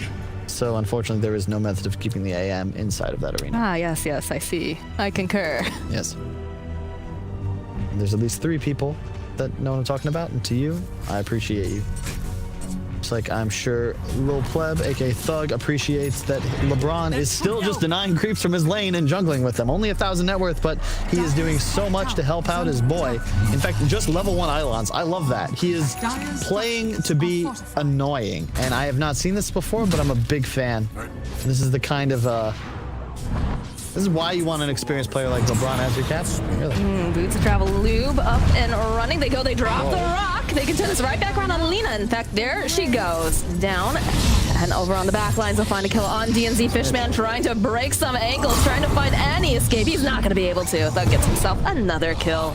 It would have been really nice if Mitch had stayed down bottom. He got a little over eager there, which means that now Custance will just have some more free time. Nice turnaround, though. That's the danger of picking Lina. I'm glad we see this now because they really didn't threaten Spider Pig's draft game 1 ever. But with a rock and a Void Spirit, yeah, he just exploded. I really liked, in theory, what they were doing with that in defending their safe lane tower. Setup. Oh, breaking the ankles though. Got his dancing shoes on. There it is. There's that stun that we were looking for. Oh, jumping in though. Comes the anti-mage with Good Blade. Already getting used. She's so fast. She'll turn back around. Use the LSA. This is not looking good for Void Spirit. He's going to go down. And Noob, he's going to survive this. He's going to be able to just run away. Alex, you gotta just hit the stun, my man. That's painful because they throw out the remnant because you don't see the Nyx stun, and that's just it's a free kill going wanting, and you actually lose your mid instead. That is critical. Crystallis makes a nice move though. I like the armlet build as well. You gotta be aggro here. Cannot get away with some Midas or Radiance in a game against an AM Enigma. I think this build feels a lot better. In general, Wraith King just feels so strong because that guaranteed crit that you get. Like, it's, even if the crit is, like, less than you used to be able to get, it's such a value proposition just to, like, okay, if we want to start this fight, Wraith King can throw out a stun and do 300 damage with 1 hit. Like, that could potentially just lead into it being a 4 versus 5 because you get this guaranteed damage in. Everyone's just hard at work back to farming. Do you guys have a favorite tier 1 neutral? I think most people like the brooch. What? I'm a fairy trinket fan myself, personally. Why are you saying what? Those are not the right answer. The right answer is either the Arcane Ring or Keen Optic. They're the highest win rate tier 1 items, and they're also the best. I literally don't know any players who hate getting movement speed for free. True. But I mean, the Int Ring is just broken though. It's 10 intelligence and 3 armor and restore mana effect. Like that's just not. That's so good on The Int stats Ring. are very high on that item for it giving mana in an AoE. Like you could remove the replenish, and I think it's still a tier 1 item. It is a tier 1 item. But it's in the tier 1. Yes, I saw what you did there, Kyle. Thank you. We got a big smoke coming out here. We've got the black hole online. Castells has no idea what's about to come up that river. He's already running off, though. He's already farmed up, and no one's showing right now. So, seems like his spidey sense, even though he is not on Spider Pigs, is indeed tingling. I think pigs have a sixth sense. You know, they're actually one of the smarter animals. Yeah, if anything, it would make sense that pigs are the ones with the extra normal senses. They do. They have an incredibly strong sense of smell. The only way that you can find truffles. There are dogs that can find truffles, too. Hold that thought. South is getting jumped on down here. He is all alone. They're trying to take the tower. The TPs are coming out, though, in mass. They want to try to protect the black hole coming out from the back. Just a little bit early, but he's going to be able to go and hold on to the Warlock. Fishman, though, he's there. He turns it back around. He drops the rock, but they already used the split. He's not looking so healthy. He's going to go down. They lose the anti-mage, and they use that big ol' arena, but it's only doing so much here as Amar trying to hide. There's no trees for him to hide. He's looking back over here on the bottom. LeBron actually going to go down as they'll turn around. They get the kill on Alex. Not sure what Amar's doing. He's looking for that perfect spirit, apparently. Trying to finish him off. Can he do it? No! He is going to walk away from almost an impossible situation. Look at the tips coming out, boys. Brewmaster. King of what? Brewmaster, how many times? We've seen this hero for literally a decade. You are the lord of the team fight, especially at this phase. You don't need items. Doesn't matter if all he has is tranquils. You get that split off, you're going to be strong. Fishman, preemptively ulted by LeBron. A little early, which typically punishes you a lot more. A lot of people got burned being a bit too early in the markets these last few months. But here, they win the team fight anyway. Well, yeah. Some guys are just a little early, you know? What are you going to do? It looked like they might have been able to turn it around, but again, they had that split. You have so many fights going on in Separate. You see Noob over on the back lines, go and you throw up that arena, but they blew everything to get the anti-mage. And after that, you're out of ammo. I've heard of the zoning black hole. I don't think I've ever heard of the preemptive black hole. Well, now you have. I think so. I mean, there's the... Never mind. My man just black holed and was just waiting. Just go ahead, TP into it. How dare you? I doubled it. I was like, wow, that's aggressive. That's an interesting move. I like it. I mean, I think in general, if you're Creepwave, you should have been happy with trading tier 1 towers there. I don't think Crystallis should have been in that bottom lane.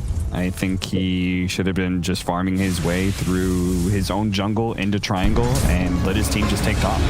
Look at that. They planned. They knew that Amar was on his way down here. He's going to be able to go spear him to the wall. Needs the follow-up, though. In comes Alex. They can turn this around. That Brewmaster, he's so strong right now. Good impale, but the rest of the team hot on his heels, coming right back down against Bite Carapace. Buys him a little bit more time, but Noob just absolutely obliterates him. They cut down the trees. There's no place for you to hide, Alex. As like you said though, Moxie, I mean, Amar, he's got his ult up. He immediately goes and uses it. Really well done as well. You saw that immediate bulwark toggle. I thought Rubik had got arena, but he was actually so quick that he got to use this bulwark. But it doesn't matter. Like, they're just bringing more heroes. There was a TP top from Crystallis, so he's not involved. And yeah, that armlet's nice for early fights, but there's a Battle Fury Yasha already up on Thug. Middle tower is under attack. And I think one of the things that, like, AM, like, obviously he needs to be able to get his you know, big 3-item timing, but you can actually use AM in team fights much earlier. He needs levels for that to be worth it. I think one of the purely off the laning phase, like the first levels of an Animage is where you can pressure him a lot because he doesn't do that extreme amount of mana burn. But they solved that problem with the Enigma. He was like level 5, and the Enigma was like level 2. They just gave him a solo lane with none of the risks involved. Is Malrine gonna make it out here? Mitch wants him. See Alex. No. I mean, Spider Pig's playing great. This is, I kind of saw this coming. They do have the 5 players on Wikipedia. It's part of the reason I chose them as one of my 2 teams to advance into that upper division. Creepwave, looking a little lost, still inexperienced. They got to make some more moves and coordination.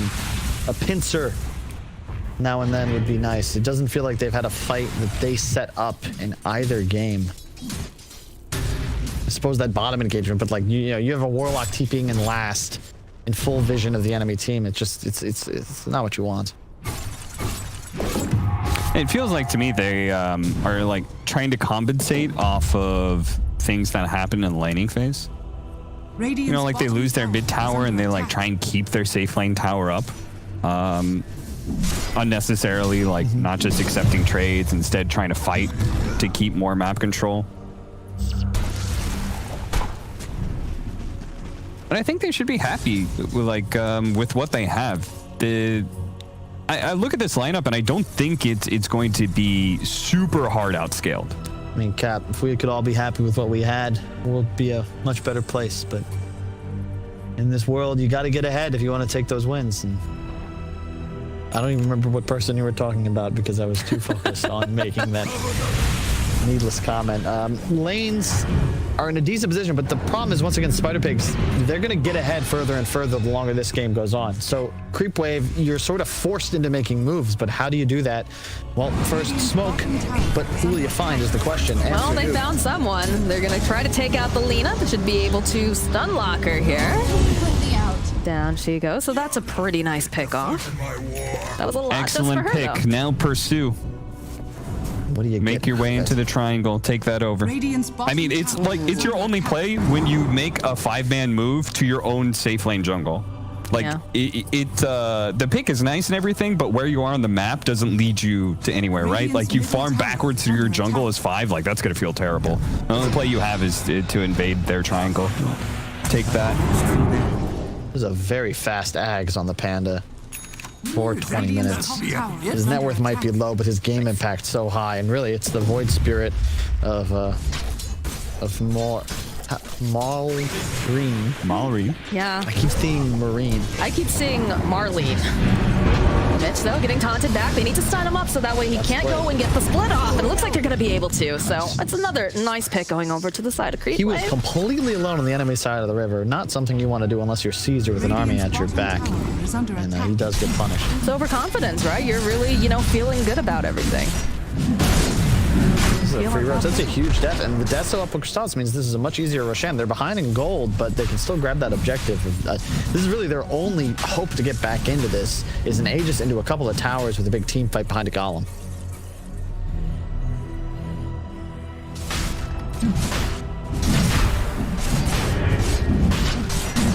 A little bit more damage. Rosh gonna go down, and Aegis is picked up now on the Wraith King, so would not be surprised to see them make some moves. They do need to push out these waves so that way they're able to take an objective off of it. It just so when we click on a player, it shows us what they have bound for their sticky key. Somebody has Rapier. No, it's in place of the TP, I think, for some things. Yeah. I believe that's Can based you rebind that? Yeah. Oh, I didn't know that. That's the sticky key. Or like there's a sticky buy, and then there's one that you set manually in the game. Most people just have TP on sticky because it's a Mar. It's a Mar. Nice. Man. I love that. He is his one bind. You have one bind you can use to pick any item to be able to grab more easily from the shop, and he chose a Divine Rapier. That's confidence. Whenever I see those players who make it a Divine Rapier, I feel like it's the emergency button. His game's going to hell, boys. Hit the button. What can we do? Buy the Divine. Oh yeah, that's another one. Rubik, not nearly as good against Wraith King as he used to be, because especially in team fights, you think you're gonna steal Wraith Fire Blast, easy point and click stun. Instead, you steal his aura, and you're like, I can't do anything with that until I hit some creeps. Then you can summon skeletons like he's doing now and push out lanes, and that feels good. But in the middle of a team fight, it does nothing for you. You summon the boys to come in and help you. Oh God.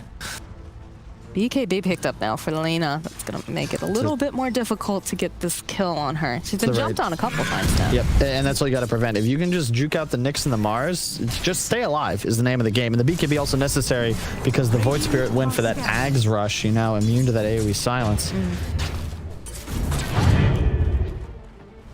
I'm so afraid at times. Like, I knew that hadn't changed. I'm like, damn, did they change it? Like, what would Void Spirit Ags do if not the double charge on the E with the silence attached? I think there's a lot of play. Like, you have to keep in mind, a lot of people who watch Dota actually don't play Dota anymore either. So they're learning as they're watching with us.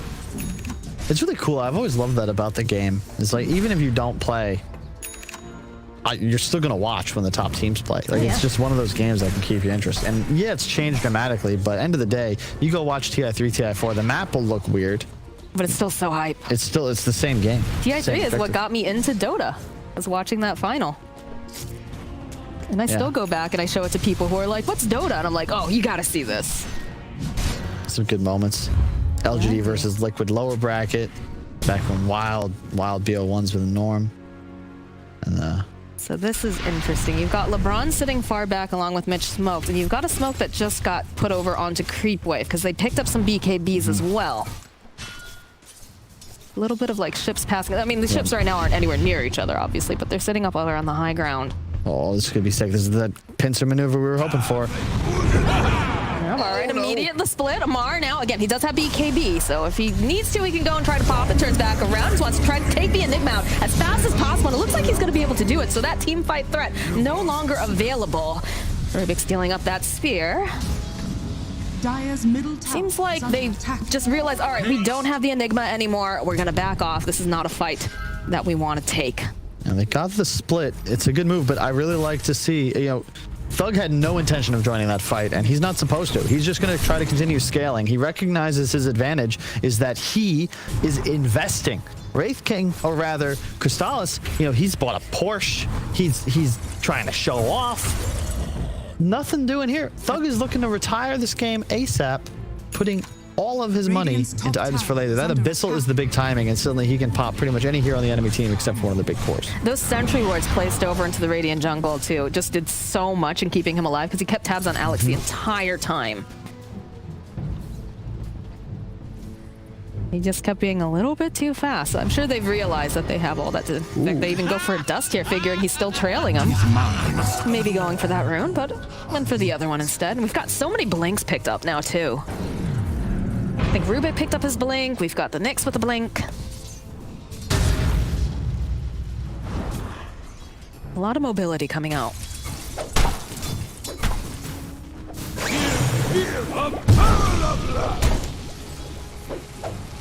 Yeah, it's a tough game to really Oh, the black wall. Okay, Amar, though, he's still alive. He's pinned him over to the wall.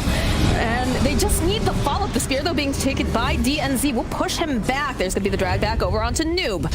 Not sure about this Void Spirit. He really wants these kills. Oh, look at that damage. He's going to turn it back around. Gets the kill on DNZ. Would like to go after Noob. Probably not going to be able to. Doesn't have any more of those charges left. Will drop the Aether Remnant. They thought about moving over onto him. LeBron sitting very, very low. Oh, Crystalzi just jumps forward. Gets a big old chop off. This is looking like Void Spirit's going to get taken down. Fishman looks like he's next on that menu as he just gets devoured. And yeah, I've been wrong for almost an hour and a half. That is actually Lil Pleb, not Thug. I was confused. He's listed as their official substitute, though. However, according to Valve rules, substitutes can only play 4 out of the 7 league games. So I'm not sure if Thug is now benched player or if he is just MIA for this match, but that is actually Lil Pleb. Well, good on Lil Pleb, you know, making his DPC debut in front of everyone. He's doing some work. Fast fingers. Lamar, he wants this. Alex, patiently charging after Mitch. Just looking for... Okay, they managed to go land the stun. If they can get this kill on Lena, this would be great. There it is. There's Ray Fire. Oh, but the jump forward coming out from Lil Pleb as he immediately... No, it's not enough. Amar blinks forward, gets the kill on the Lena. But it's not looking so hot here for our friend as he will fall down. He's going to come right back up again. Beautiful. They rid of Lil Pleb. He's taunted up. Can they stun lock him? Can they get this kill? He's silenced as well. One more hit will do the trick. Down goes Lil Pleb, and now LeBron, he's all alone. Side from this Rubik here. Looks like we're gonna lose the Enigma. Down he goes, and down goes the Rubik. Wow. Beautiful play coming out from Creepwave. That was hightailing it out of there. First off, where was Mitch in that engagement? He just wasn't available for that. That was a 5-on-4. But Alex, 3 critical stuns, most notably that one on Noob as his BKB faded. Naked too. He had nothing going. That was a hasted Lina after all the buff ups. And AM blinking and staying within the arena. That was not what he wanted to do. You casters Mox. cursed him. we were talking, we were praising a little pleb, and then, you know, he made a misstep. Another stun. This is not looking super great here for this Brewmaster pinned to a tree, and the Mar the fella. The man went from MIA to KIA. Nice. He just wasn't even in the team fight last time. Still ended up fighting a death. I think that's possibly the worst situation of your cores. When you survive through a team fight and then still get picked like 15 seconds, 20 seconds later, it just means your entire team is stalled. That's a dead Rubik. Oh. They popped the arena too. I mean, it's like not that. the end of the world, but You're so low, you're going to back off anyway. Try to get that extra kill. You've got a few seconds before AM comes back up, you know? Make the play. If you were able to grab somebody else there, it's just more map control for the squad. And this game suddenly swang back to almost even. That was a 6k gold advantage on the AM against the Wraith King. Now just 2. And this is where it's a lot more balanced, because if you look at the Wraith King, the raw damage output is absurd. Does he has the shard too. I don't know if he realized that, because that happened the last team fight. Yeah, the exactly. AM came in to save the Lina and immediately started going on the Wraith King, right? But there was popped the our shard bag there. up. yeah, I don't think he does that if he recognizes, because he could have just swapped over to Amar, either killed him or at least oomed him for the arena, and instead he goes all the way for Chrysalis, who was happy to die at that point. He's out of mana. Like, please get rid of me. yeah, I'm not sure the exact timing when that was delivered. It's I don't know what the notification. It's just not intuitive to find, because if you click on an enemy, you're going to see they have an Ags, but to actually find out if they have the shard, you have to look at that new area on the hero console. The little blue dots Yeah. there. Give it like a week or two, and I think players will adjust. They're on the hunt now. I don't think they have any vision over in their own jungle. Dire's top tower is under attack.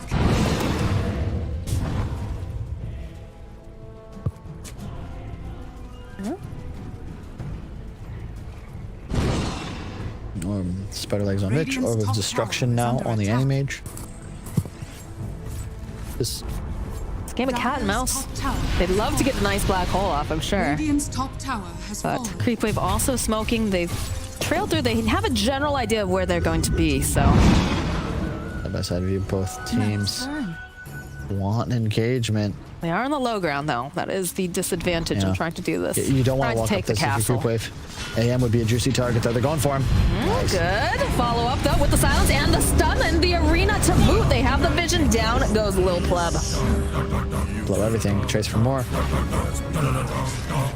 Can they grab any more, though, is the question. Blink's going to be off cooldown in a couple seconds here. No, they'll just go hit him over to that eye spot. Sauce joining in the fun. He says, "This is mine." Really nice job. That's just like I don't want to say laziness, but if you're a little pleb there, you know, look at where your wards are. You've got almost full control of that area where your team is standing on the high ground. That's where you'd like to take the engagement. If you want to push mid, maybe pop the mana. That'd be better than getting caught. There's so many stuns, and yeah, he's quick and he gets the Wraith King, but Nick's stun is ground targeted. The AoE silence from the Void Spirit is not something you can deal with unless you have Manta immediately ready. You've just got to be more disciplined there, because you're effectively carrying the torch for your whole team in this game. How many missteps does it take before it starts to slide away from them? It's not quite avalanching, but we're certainly sliding. The snowball has formed, and there's been a crackling up the mountain. We need a +1 for sure here to get this kill on Noob. Is anyone gonna make their way over? It's like they're slowly coming. Oh, they dust. They have a feeling that she's being trailed. Turn it back around, Laguna, and bye-bye, Alex. Good heads up dust there. I believe that was the Rubik. We just sort of read that on the map. Did he steal Vendetta too? Carapace. Oh.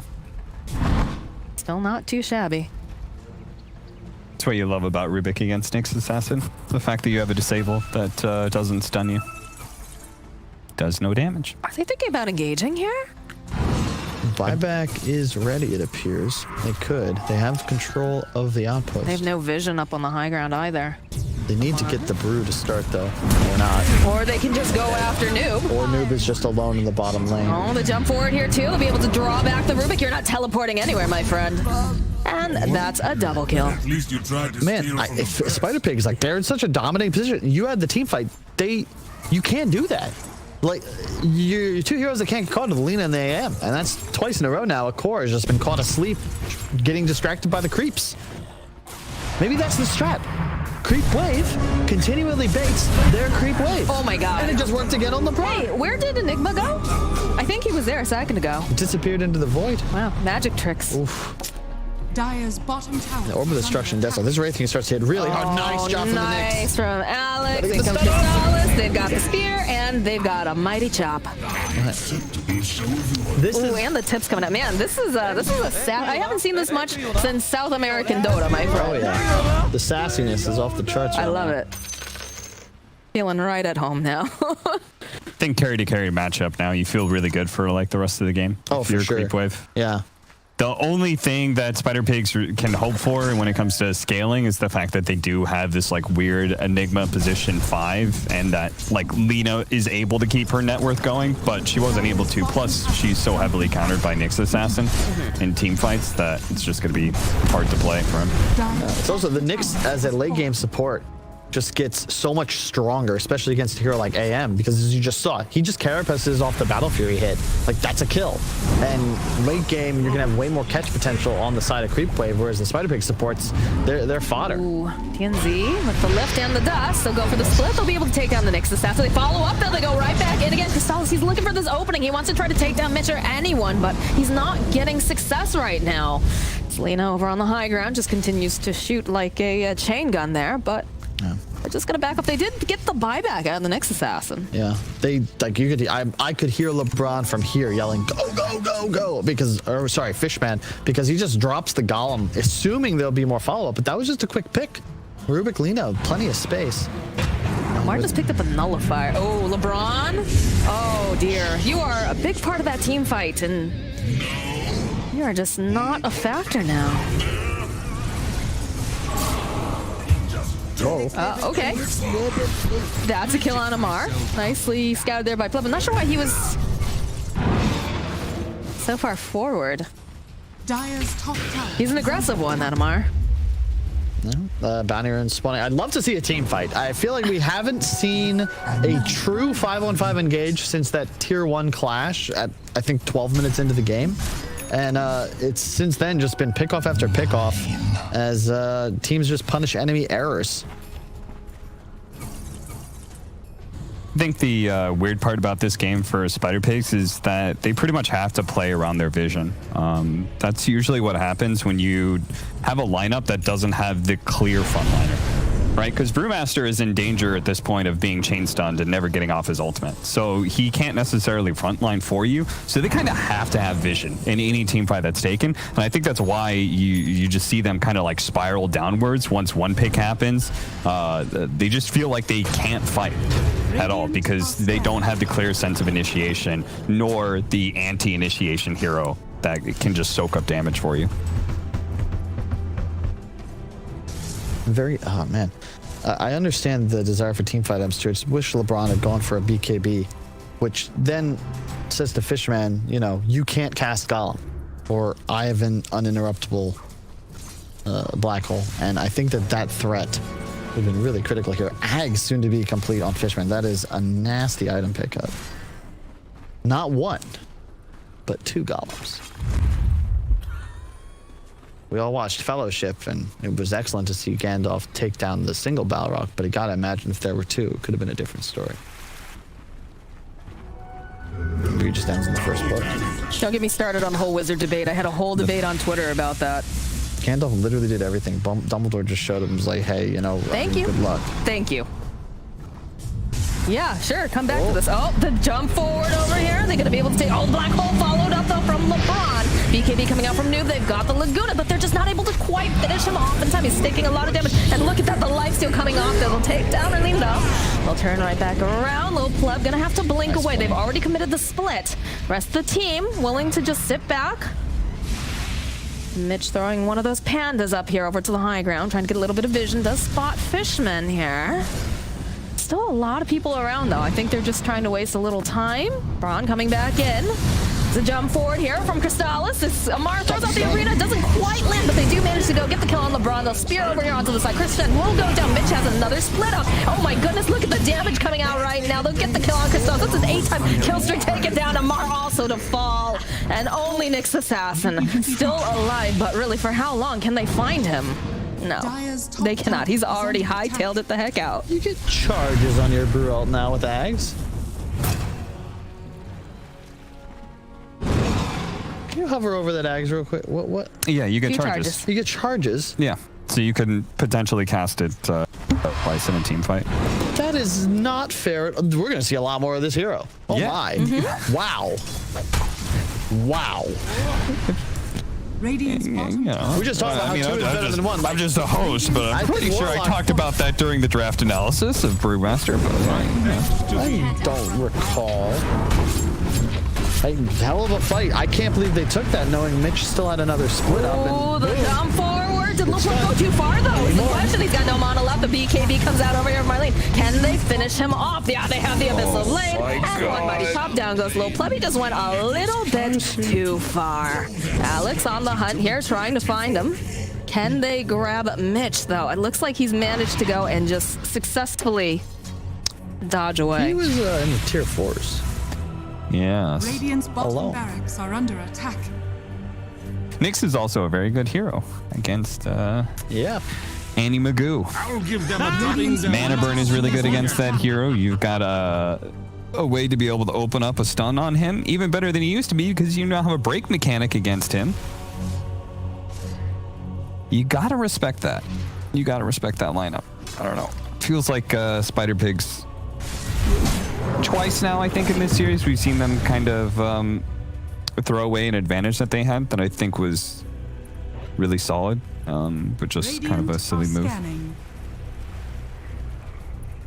And this one is a little bit more crucial because we're around Roshan spawning time, so they're just lucky that it's going to be a later Rosh.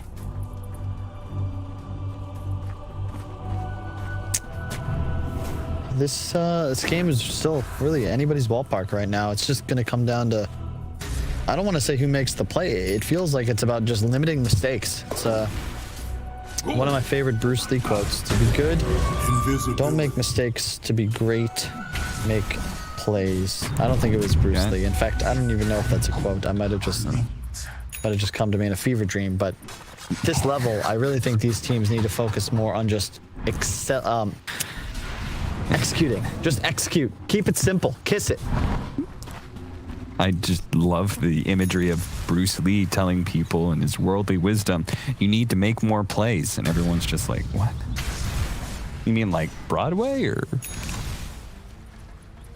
I don't think anyone would have been like Broadway ? But you I don't know. know if he. I mean, what else? Like at that time, plays. Like, what are we talking about? Bruce Lee tells you to make more plays. I don't see how that could possibly be what he would say, Once again, Kyle. this is crazy. We have another double smoke where they trade sides of the river. This is crazy to watch. Oh, but they do manage to go on the 5-3. He gets the ultimate off the ball up with a beautiful arena. And they just absolutely murder him. Oh, a beautiful block combo as they go right in. Look at this damage coming out from Noob. He goes, he finds himself a kill, but the jump forward again. They have those BKBs. Are they going to be able to finish off Noob here? Noob looks like he's going to be able to turn around. Does have that Yules. Buyback's on the way. You got to get out of here. Trying to come back in again. Amar looking for whatever he can get. They kill Mitch. Marlene's not looking very good. Down he goes, and he's just chasing him. Look at that cleave damage coming out, too. Lil Pleb doing work. There's another buyback, though, coming out from Void Spirit. The BKB is going to wear off soon over onto Pleb, but he's able to blink away. Still have not managed. Can they take down Noob here? Taunts forward. Finally, that's a dominating kill streak taken down. They'll find themselves yet another kill as DNZ will get murdered. And now you can see this anti-mage. He is fleeing for his life. Radiant's bottom barracks. Everybody are just under buying Radiant's back bottom immediately. Mitch there, his pandas got so threatened he actually had to get the hell out of Dodge. Whoa, Noob's in some big trouble. Noob, No bad to buyback. keep up. No, what are you doing, Noob? This is no. Oh, this is a dead Lena. I'm done. Why? Okay, well, I mean, they took the Rex, but Wow, he did some yeah, damage. he took the racks and he forced them away from Roshan, so... But you don't need Roshan. that worth it, It's though? 3-on-5 now. For, I agree. I mean, I think it was a very risky play, but I could see the reasoning behind why he felt like they had kind of lost that fight, that the enemy team was going to go Roshan, so he tried to take advantage of that window. Solos. Okay. no. Oh no.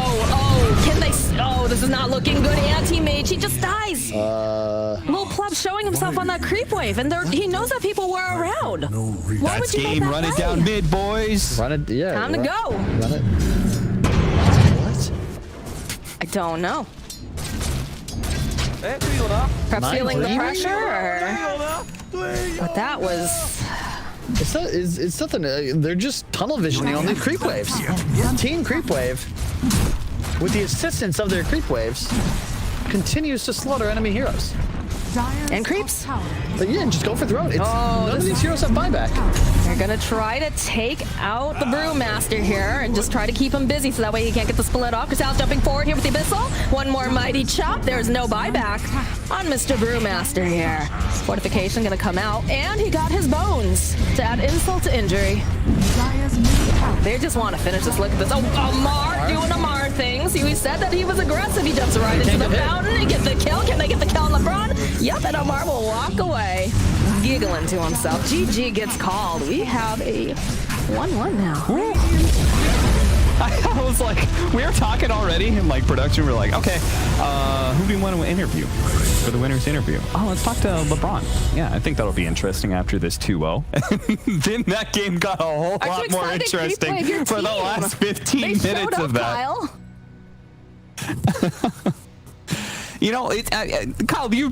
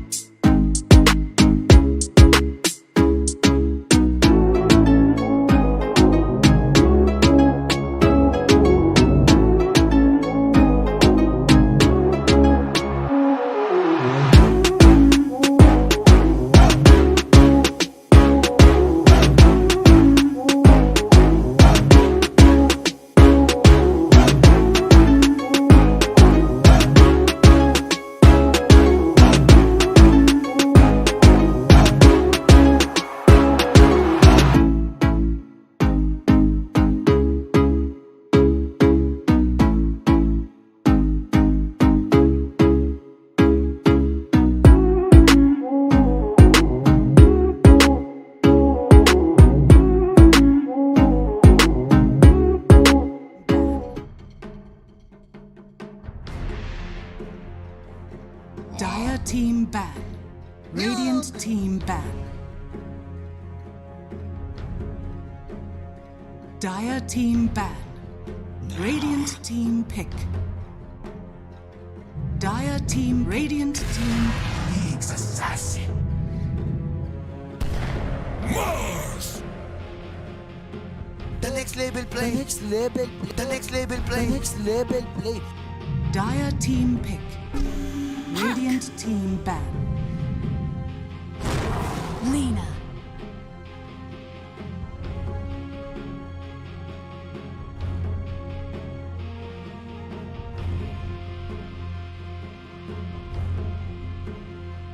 Dire team ban.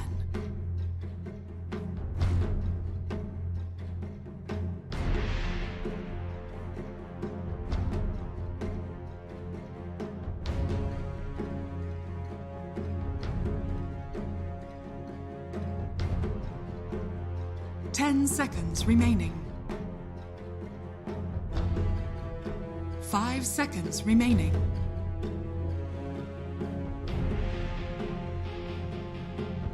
Radiant team ban.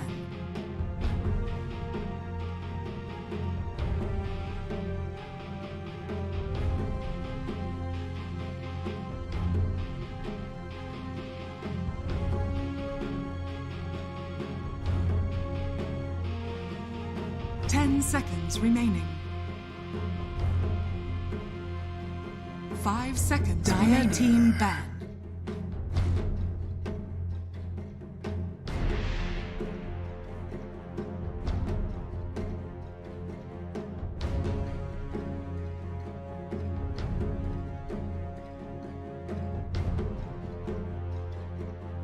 Ten seconds remaining. 5 seconds remaining.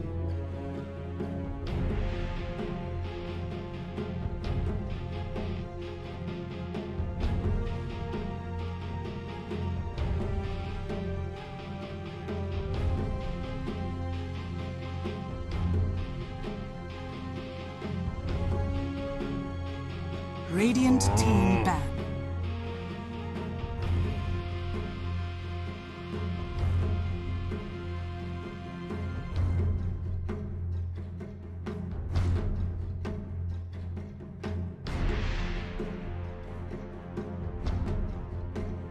Ten seconds remaining. 5 seconds remaining.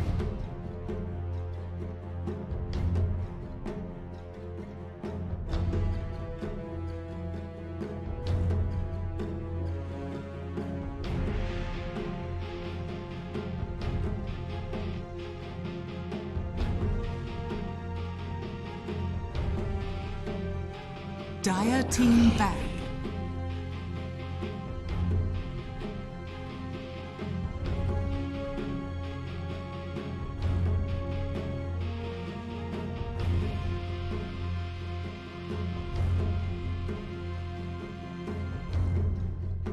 Dire team pick.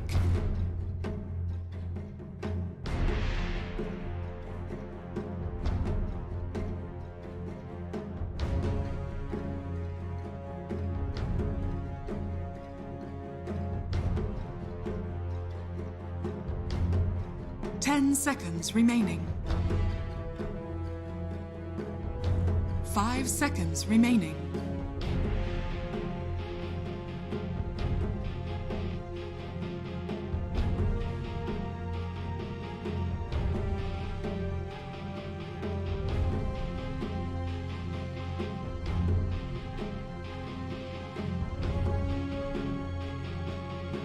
The noob. How many? What's his win rate on Lena? This is like telling Steph Curry you missed that 3, so we're gonna not have you shoot anymore. Oh, I got that reference. Well, he has won a game and lost a game. So I believe his win rate has gone down from this series. It could only go down. You miss a free throw here and there. That's fine. Shaq's still one of the most dominant players of all time. I think you're just going to keep this Lena mid. The matchup is a little rough, though, I will say. So it's possible you switch things up. All I'm saying is like you referenced Shaq, but like teams were able to develop an entire strategy around the fact that he does miss free throws. Just like Creepwave here can develop a strategy. That's right. If Lina is only able to go That's a mid, good they point. go hack a shack, and they just like, all right, we'll just focus on making sure he doesn't Yeah. have a game. I'm saying Spider Pigs has a plan B here. Maybe they're not going to run for it, but it's an option. It's one of the better supports against both Nyx and Puck because the Carapace doesn't really do too much against the fire damage, and in addition, Puck, you just get point blank stunned. And after the change to multicast, where it now staggers the stuns a little bit better, it's just you can take that half HP just by your 5 position, getting lucky. And I love heroes that have to roll the dice. If Icefall keeps removing RNG, I don't like it. I don't want these auto crits. I feel like you're only saying that because you're talent. I don't think I've ever heard a player say like, I don't like the fact they're taking RNG out. What's next? Axe is just gonna spin on demand. Like you'll replace Whirling Blade with Pirouette, and you just spam click it like Bristle Spines. I don't think that's the direction we want to go. God, I'm just imagining Axe now with like a ballerina setup. Because Yeah. you said pirouette. Remaining. Again, this feels pretty good for, I think, another Wraith King game, just because it's like a lineup that's pretty burst oriented. So It's good too because you've got a couple of these heroes, especially the Puck, right, who can kind of skirmish in and out. So you can keep poking, and then eventually, your Wraith King gets taken down. He's going to come back up. You've got that slow. It puts you in a really good position. You can jump back in again after you've, regened a little bit or whatnot. Rubik again too here. 10 seconds Not remaining. sure what, like... it's good against Nyx Assassin. It's a good, perfectly fine 4 position for Mars. Looks like the Lina will be mid. It will indeed. Apparently, Creepwave or Spider Pigs say, shame on me, shame on you. We just run it 3 times in a row. Yeah. Just elevate it in If it priority isn't- too. Yeah. I mean, surely like the 3rd round of mid Lina. This time around, you do something to address it in the laning phase, and you don't let him just run away with it. But It's a nice TA game, but I just don't see that hero ever after all the trap changes. I think you just stick the Puck there. Question is, what are you going to want for your off lane? You don't see the carry just yet, so likely they'll just take their 5 position.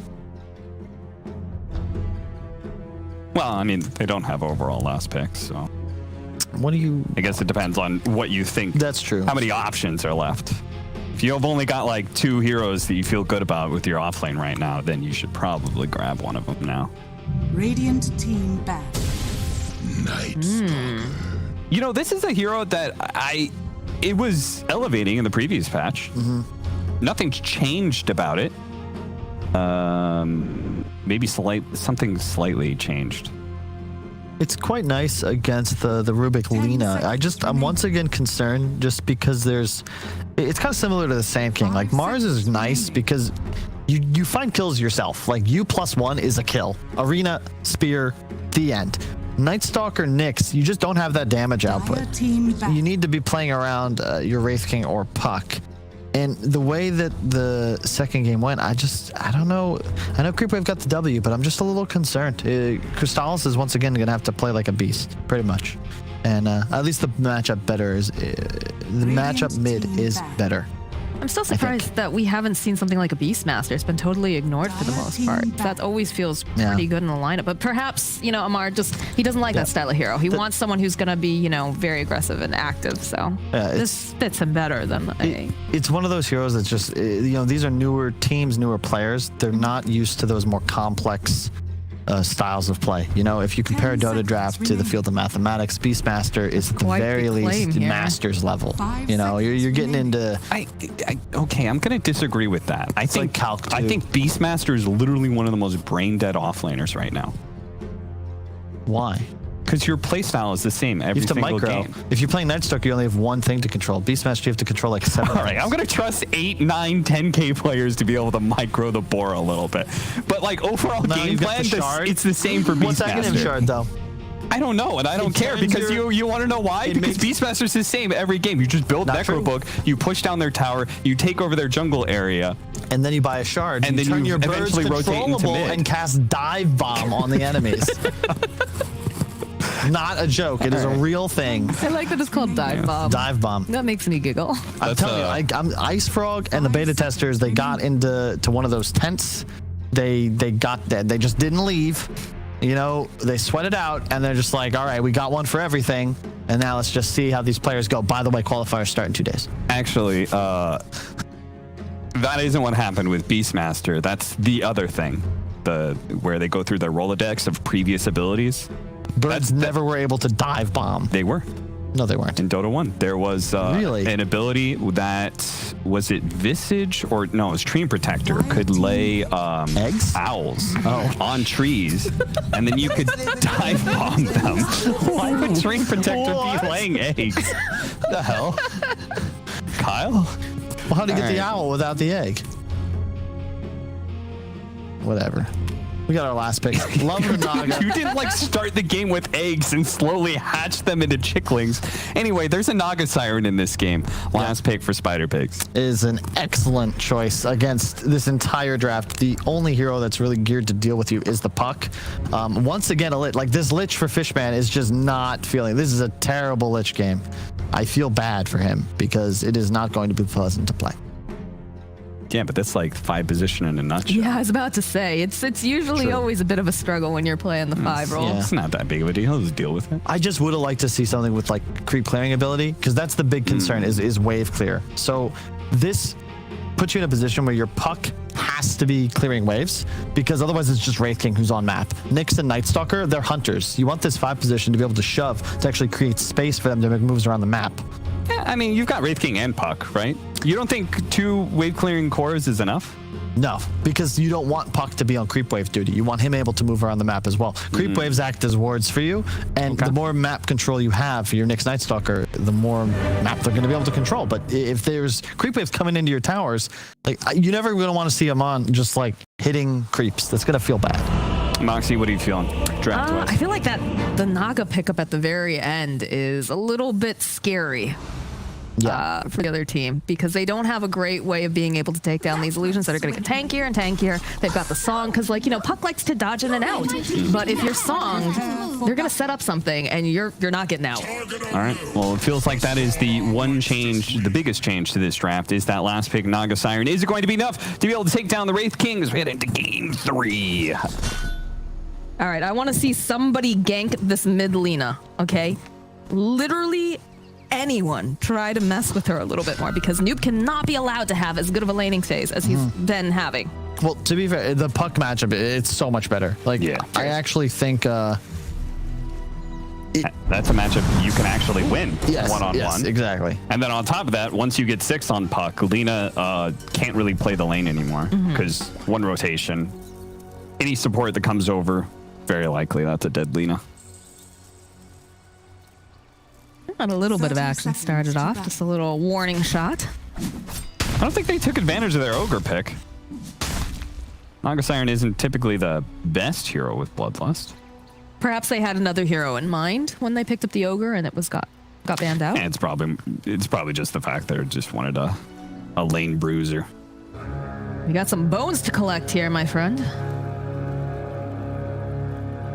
Reap their souls. I don't know if you want to duel to Mars Ogre, though.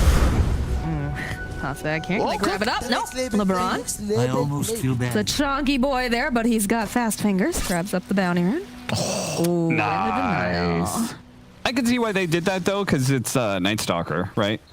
You're expecting the enemy team, because now you start off during nighttime, you're expecting them. I mean, people naturally forfeit their safe lane runes anyway, right? But then you're playing against a Night Stalker, there's no way in hell you get anywhere close to that. But that was a really good illusion to deny. Well played. Oh, almost all 3. That would have been sick. Would have liked to double wave. When you're playing Puck against Lina, you want to get level 2 first and then dive with double creep wave under tower. Unfortunately, the whole one is going to be underneath, which means Lina actually gets the level advantage.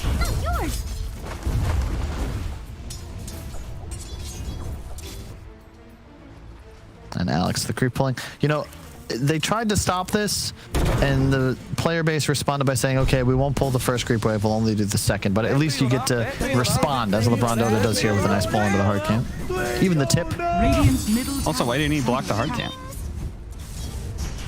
That is the question. Oh my God. Like every single 4 position, when they do that pull, they run it through the hard camp to specifically ensure that they can't do that. Missing some HPs on some of these boys here already. Braun doing the best he can just to be very annoying. 6 health regen, no items. Love it. Nice spear coming out from Mitch.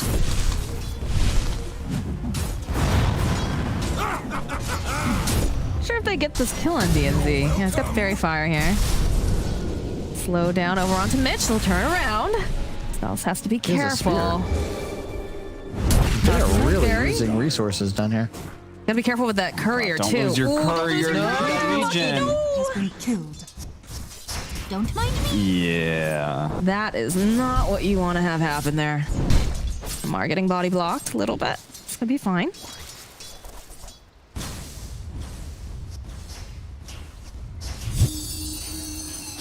Noob not having as comfortable of a lane here as he did before, but also I feel still not, you know, really too concerned about it either. Of course, like you guys said, once the level 6 comes out from the puck. Yeah, it's that's the big danger with the Lina, because you just die, and we haven't seen him threatened at all. But Puck used to have a pretty easy 1-button slay, and either the Nyx or the Night Stalker pretty much guarantees a kill unless there's a TP rotate. But not really a Rubik Ogre. You can throw out a stun, but you're still likely going to die within the coil. The big difficulty though is this Naga Siren, who's just nigh unthreatened. Will they get the body block? No, I don't even know if you can body block properly with just illusions, but he gave it a try. Hitbox on the hero is very small. Certainly did enough damage. He's going to be out of regen soon, so being pretty effective in that lane. Spider has done a good job all 3 games so far, at least in here. We already see them with a pretty nice edge in the laning phase. Already 1,000 gold and a bit of XP. Nice impale here in the top lane, but again, they just don't have a whole heck of a lot of damage. You can poke at them, but it's about all you could do. Yeah, this is Naga Ogre hero. They have about 20 armor and 12 health regen just naturally in the laning phase. It's pretty much an impenetrable safe lane. And there's also no real counter to this Naga Siren. The Illusion Hero last picks are so devastating. Depends on the meta. You know, in 2017-18 when OG was dominant was the Terror Blade. The runs at TI recently was all about the PL. Now we see the Naga. And I think we'll see a lot of Naga as this DPC league starts to gain momentum. Mitch here, bottom lane, taking a lot of damage. Crystallis should be able to get one more hit off. No, he gets pushed back. He needs just a little bit more Fishman. He gets it. That's going to be first blood. Nice positioning there to maintain presence on the high ground. It was also well played too. I noticed around the 4-minute mark, they started to rotate supports to the top rune spot, trying to get a little bit more control, because you know that there's going to be bottles coming out. And that's something I know that we not complained about, but we're kind of like, you know, runes are very important. Looks like they're finally finding the time to be able to try to secure those, or at least deny them from the enemies. Yeah, like the way it goes, it's kind of a simple formula. If you as a 5 position, if your matchup against the enemy 4, you're superior in a 1-on-1, you challenge him for the power rune, so you follow him through the river and challenge him for that. If you're not superior in the 1-on-1, you just immediately go on the offlaner at about 350, because you know the 4 position is going for the power runes. So That should help. There's the 5-minute runes up and running. Nice. A really good job as well. Low pleb consistently sending illusions to that top bounty. Very annoying when you're playing a hero like Puck. You'd love to be able to have that free refill just waiting for you, but nothing doing there. Nice stun over here on the Naga. Again, very tanky, lots of armor. It's nighttime too. It's just nothing going. I feel like this top lane is generally kind of boring, because it's like they're both high armor heroes that do a lot of physical damage to get kills, you know? So they're just at a stalemate. You made a rotation bottom, but doesn't look like it's going to be fruitful at all. That's going to give Puck a little bit more time to hit these creeps, maybe hit the tower a bit too. Catapult wave up. Level 6 on both heroes now. and I expect we will see the Nyx continue to drain towards mid because now it's a very great, it's an excellent time to get a kill on Lena. You know there's no teleport, you've got tower pressure, Glyph is available, and you have catapult. And she, yeah, like because of that catapult, she kind of has to be there. They don't have a... and Rune was spawning. Yep, perfect. This is 100% a kill if they can land the combo here. Dire's middle tower is under attack. Ogre was TPing, but cancels out the TP. Alex getting into position. Empty bottle here. Double damage gets popped here. Tries to go for the waning rift. Held up. There's a Laguna. This is feeling a little bit scary here for this puck. Can they finish her off fast enough? Yes, they can. Malorine gonna be able to walk away, bottling up. Maybe turn this around. Maybe get another kill here, possibly. Alex, he was a beast last game. Did he go 1-1-1 on this Nyx? Because that is the only reason his puck lives there. The mana burn was clutch to prevent the slave from coming out. And this dive is real here in the bottom lane. Mitch, he's trying to get away. Manages to throw the spear out. Buys him a little bit more time. Fishman taking so much tower damage. He has to use the fairy fire. He was dead. Well done. I'm sure Mitch would have loved to have landed the spear. What you doing here, buddy? I don't think that's the play. I mean, it's the play if you want to give your bones over to the king, but... That man definitely knows there's a ward there now. Yes. He was like, I can play the side of the lane. Chrysalis just immediately makes a beeline for him. He's like, okay, that's a ward. Plays that in last game, too. Just brawling in the bottom lane. You know, who cares? Who wants to heal? Honestly, it's more efficient. You know, you'd rather die. Get that early respawn. You're just looking to demoralize each other, you know? Try to tilt them out. Pub mentality that's what warfare. Kyle says in our party EQ games. No, it's fine, guys. I needed to reset. It's wild watching old replays. You just notice how much less space there is in the mid lane. I kind of like it because there was a phase of the game where it felt like a dominant mid player in terms of laning skill just straight up was winning games, but there's just not enough space anymore mid. So especially in these matchups like Puck versus Lena, you can't really dominate anybody anymore because they're too close to the damn tower. Alex? This is a dead Alex. They've got a haste run on the Lena. Well. Nah, he's gonna juke the stun. He's gonna juke the stun. He didn't juke it. Oh, whoa! Whoa! Oh, but they find a kill on the Naga. Beautifully done here. Maybe an illusory orb scouting out? Yeah, he scouted him, but I don't know how the hell he got up there. I think he silenced forwards, but then got stuck. That was a very good kill. Big kill. It's the only hero that can actually deal with the Naga.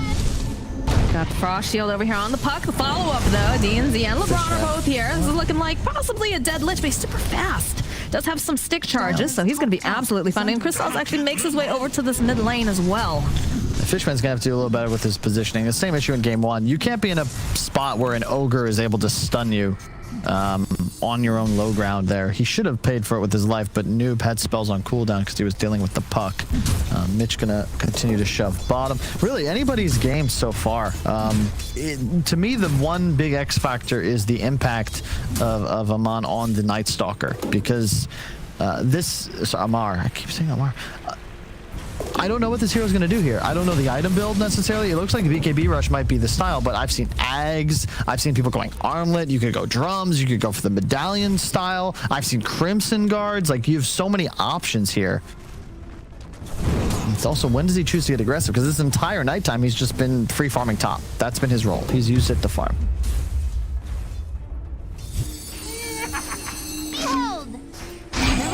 Make some plays. Uses the Dream Coil over onto Rubik. Gets stunned up, snapped. Fear, drag right back in again. They need one more hit, and that's going to be another kill here for Puck. Puck going to be able to walk away, but unfortunately, Fishman gets left behind, and they managed to get a kill on DNZ's courier as well. And runes are spawning. He's going to be able to grab it, or is he? This is not looking great for our Puck friend right now. Gonna blade, and yeah, just not the right place to be in when the runes are coming up. Budget ultimate for Alex, picked up in the bottom lane. Dire's top tower. It's actually my middle name, Alexander.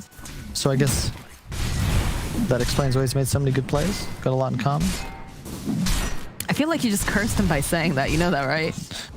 Alexes are immune to curses. Just ask Alexander the Great. I'm not sure about that.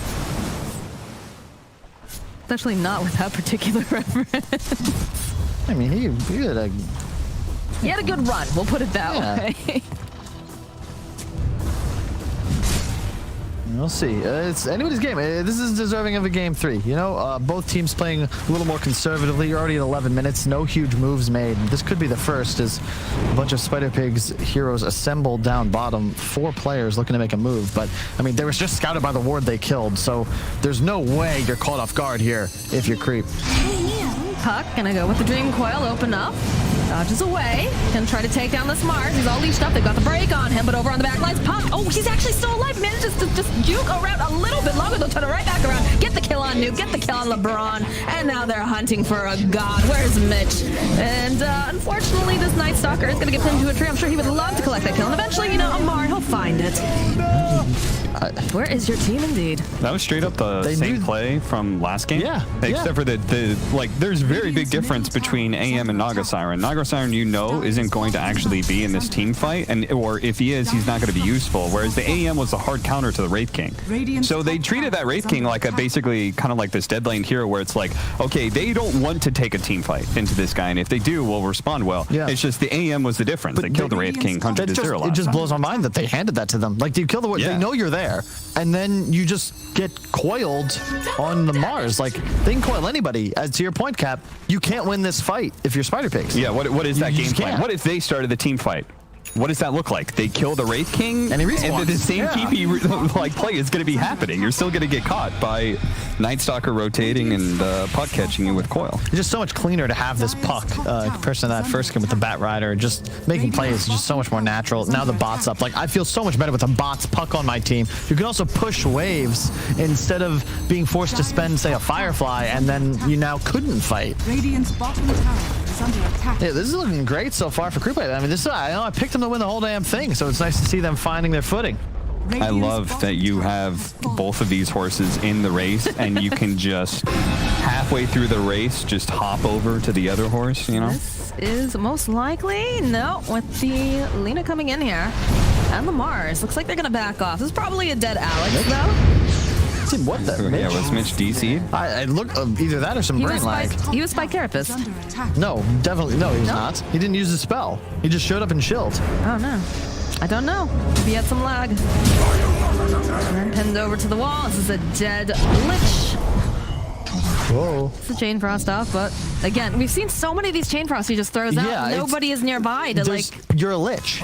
Yeah. That's it. Like, that's the big concern there. This is, again, a last pick Lich, and it just doesn't feel super effective. Later on in the game, like, it's not bad to limit the physical damage of the Naga, but later in the game, you know, you don't clear those illusions at all. And they start to absorb the Chain Frost for you for free. What is that next item coming up? What was that? It's queued up on the Puck? I don't know. Find out later. We'll have to look at Puck later. Well, what's your, like, preferred support? Because, like, they did... I think Witchblade? Ooh. I've not even seen a Witchblade. What does that do, Cap? That does you're talking about before? Poison damage based off of your intelligence, basically. It does damage over time when you hit them. I've seen it a few times on Puck. I've tried it myself, actually. It feels really good. Yeah. Actually, I think Witchblade and Necronomicon are, like, kind of items of the patch. Oh, you gotta get him for the song. Nope. Let's get snapped. Oh, look at Alex trying to get into position here to get that stun off, but not going to be able to do it, so. Song is down, though. They could potentially try to make another play while it's on cooldown. Oh, yeah, I like this. It's a little bit of a switch up from Crystallis. Gotta get to Radiance. Like, you need illusion clear. It cannot be just Puck spells that handle it. And as we discussed, like, neither Nyx nor Night Stalker do a damn thing to illusions, so... We'll see what's up. And the BKB rush from Amar is quite cool. I mean, he's just going to run at the Lena. Like, that's going to be his strat. So I don't mind it at all. For the dead. Bots, BKB. What is it with these bots? I'm going to start buying bots on every hero, too. That seems fun. Yes. A lot of these mid laners just like being able to rush bots. That's what I should have bought on Razor yesterday. Especially if you have any kind of wave clear. Good old race car Razor. Yeah, I keep buying. I keep queuing up with the stack and buying the items you should buy in a pro match, and forgetting that I need to win the game by myself. And that is Kyle's excuse for losing us the games. I bought a Yule's Shiva. He bought the team fight items, but the team didn't do enough. Meanwhile, I'm like 11, 2, and 20 in the first 20 minutes of the game on Clockwork.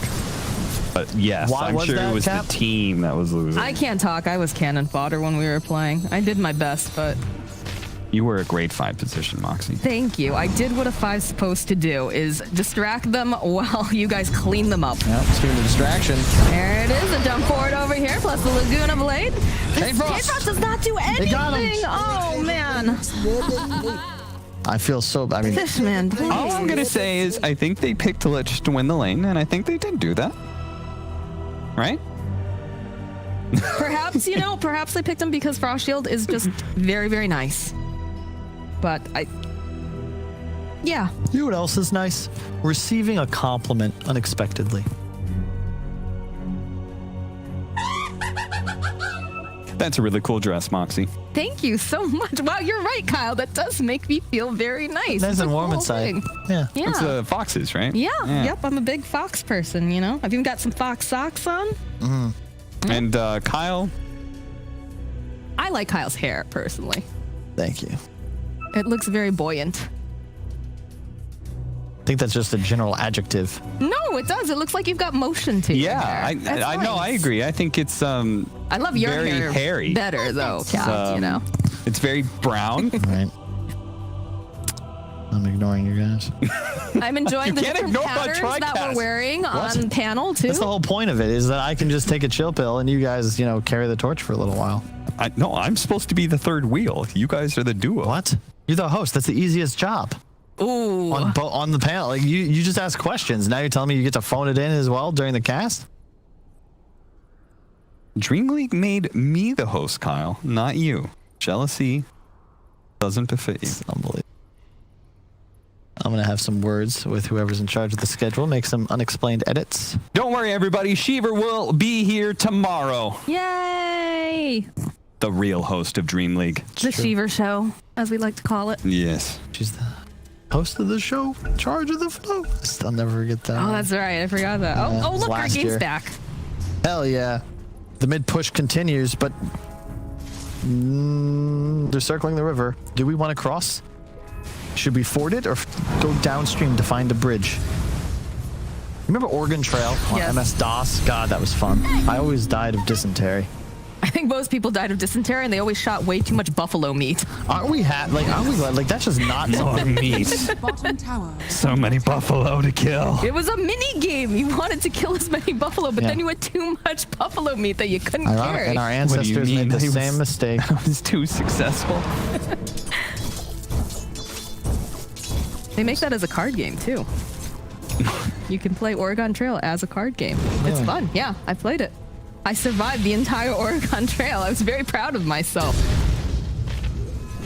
What's weird is that you couldn't just choose to settle. What if you made it to Illinois and you're just like, hey, I like this town. Like, why can't I just stay here? You had to keep going west. It just didn't make much sense to me. Maybe I want to open a general store. Well, I feel like this should be an option. Dyer's Well, I think you should Because- make a second version of the Oregon Trail and have that as an option, Kyle. All right. Maybe I will. I will play it if you do that. Okay. Speaking of playing, Crystallis, he has got the Radiance up. It's go time. His farming speed should continue to increase. The concern is that Naga, because of the way you itemize on the hero, especially with that Manta Rush, you just farm faster. And you've been farming faster, whereas Crystallis, until he picked up the Relic, he had 0 gold invested in his future. Which is why they need to take this mid tower. Yes, they with their do. timing. Because Naga Siren with that mantle will farm faster than you, but you don't do anything in a team fight. So, very wisely, I think, Spider Pigs are not going to fight a freshly radianced up Wraith King and a nighttime Night Stalker. With BKB at that. Yeah, it's like, this fight is not worth it. We are in dodge mode. I hope they're in dodge mode, because it looks like They're running. They're about to get pegged if they don't get the hell out of there. I'd like to see some more vision getting placed up now that the Night Stalker has that BKB, so he can hunt a bit more. But again, he will need probably, the +1 coming out here with Alex.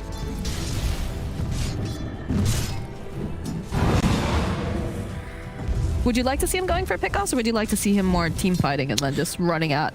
Just control the map. They've done a good job. You consider, Mars top, but the rest of the Dire lineup just centered around that mid-tier 2. That's what your aim is. I just want to see them try to eke out more of a resource advantage. They should try to farm one of the enemy triangles where possible. That Naga Because they're playing right under vision right now. Both teams have it. Close. See, you got to have sentries. They're going to lose their own ward now. Even though they're controlling the map, the Naga Illusion's actually dealing with vision better than Fishman. That is unfortunate. Yeah, I'm not sure. After you take that mid tower, I feel like that high ground ward is the number one. They place the ward, but not the sentry. You've got to get the sentry down first. And now because like the only way to make your way from mid lane, and like the best way is just to cut right, like push in that tower, cut right into the triangle, but you can't do that with the ward. Fishman is too far forward, but can they follow it up now? The silence, they take down Mitch. They're going to try to go after this Naga, but they're not going to be able to. The song comes out. Oh, look at the puck in the Nyx. Oh, they want to catch them. BKB getting picked up for that. Such a long song. Look at Marlene is looking for this opening. Silence gets thrown out. That's a double kill now for the puck. Nice play. You can't take that fight. Fishman, we have, I mean, he's had the highest game impact I've seen in any of his Lich's performances so far. And not his fault, the hero, but just stand there, have them go for you, put Frost Shield on yourself, and your team comes in to save you. Like, that's great. That's exactly what you want. That's how they do it up. Why is Cristal so far forward there? He's just cutting the wave. Okay.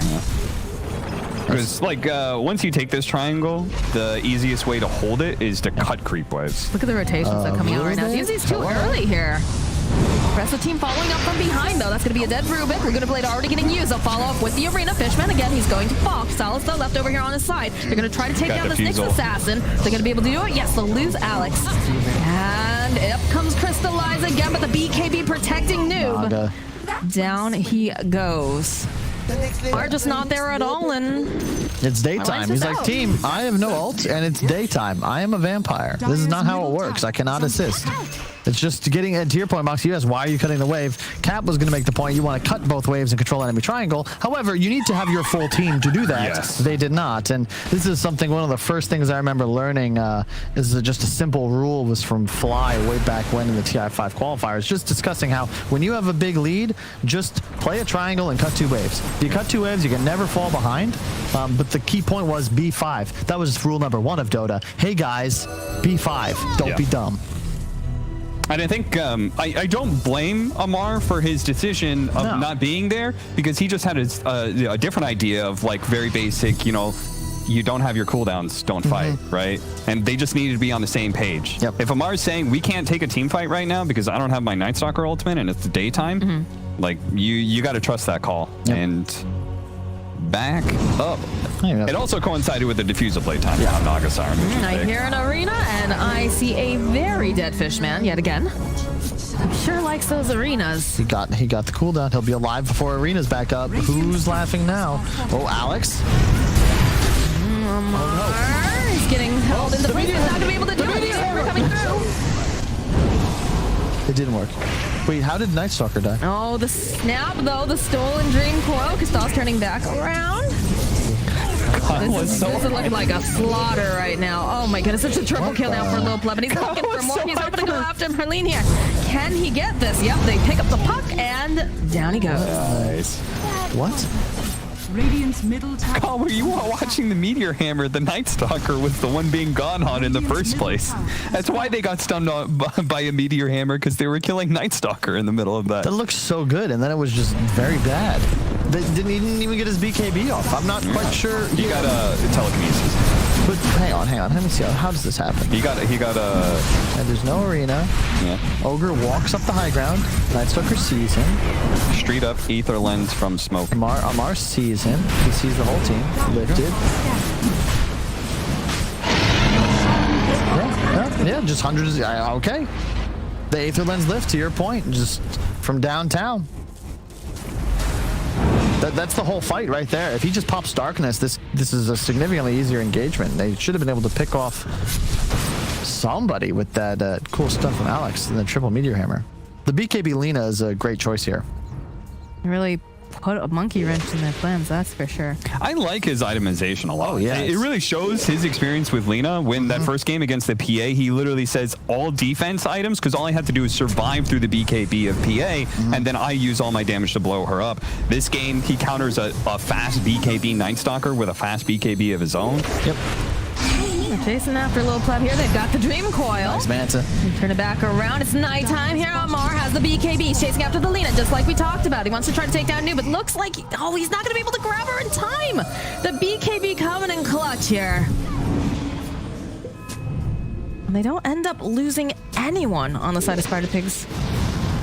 They're out another stun here. Nice arena coming out from Mitch. Is going to be able to go and pin that Nyx assassin off to the side. Amar, though, is cleaning up on the back line. Styles taking a lot of damage. Alex also to go down. The meteor hammer, though, he's still alive. Mitch will fall. Lil Pleb trying to run away here. There's so much damage. It's not quite enough to get the kill, though. 150 hit points as the rest of the side of Creepwave is just going to TP out. They get double Wevex on support, so not all bad. And it's similar to the previous game. Spider Pigs there look dominant in that one fight, but this is another game where Creepwave, as it continues, will gain a stronger foothold. The Wraith King, especially with the Radiance Rush, just gets better and better against the Naga Illusions, but more importantly, Night Stalker Puck Ags, Night Stalker Vision Control, especially when you get the higher levels of the ultimate. He's 2 levels away from 18, and suddenly the map control and the vision advantage, Nyx as well, keep in mind. It becomes near impossible for Spider Pigs to get advantages in for initiations because they don't have a hero that can provide vision, with the exception of Naga Illusions. I agree with a lot of that, except for like the Wraith King versus Naga Siren matchup part, where we're gonna have a Scotty now on this Naga Siren, so illusions are gonna be a lot harder to clear through, and you've got like really good ways to be able to kite the Wraith King and limit his regen from the lifesteal as well. True. But I think in many ways this Wraith King's going to find himself kind of neutered. It's the Mjolnir though. You get the Mjolnir and you can even see the Shivas is queued up as well. Plus you'll get the Shard, which he's already picked up. So he's now guaranteed 2 lives. And it to me is just, it's more about the vision advantage because it becomes very difficult for Spider Pigs to utilize those illusions for damage when they're going to need to be pushing waves and scouting the map for them to be able to stay on map in the first place. It wasn't a PPD who says, like, whenever he goes for a draft, he always wants to think about how he can get the maximum amount of vision, or at least have one hero that is able to provide that. And in this case, they have quite a few of them.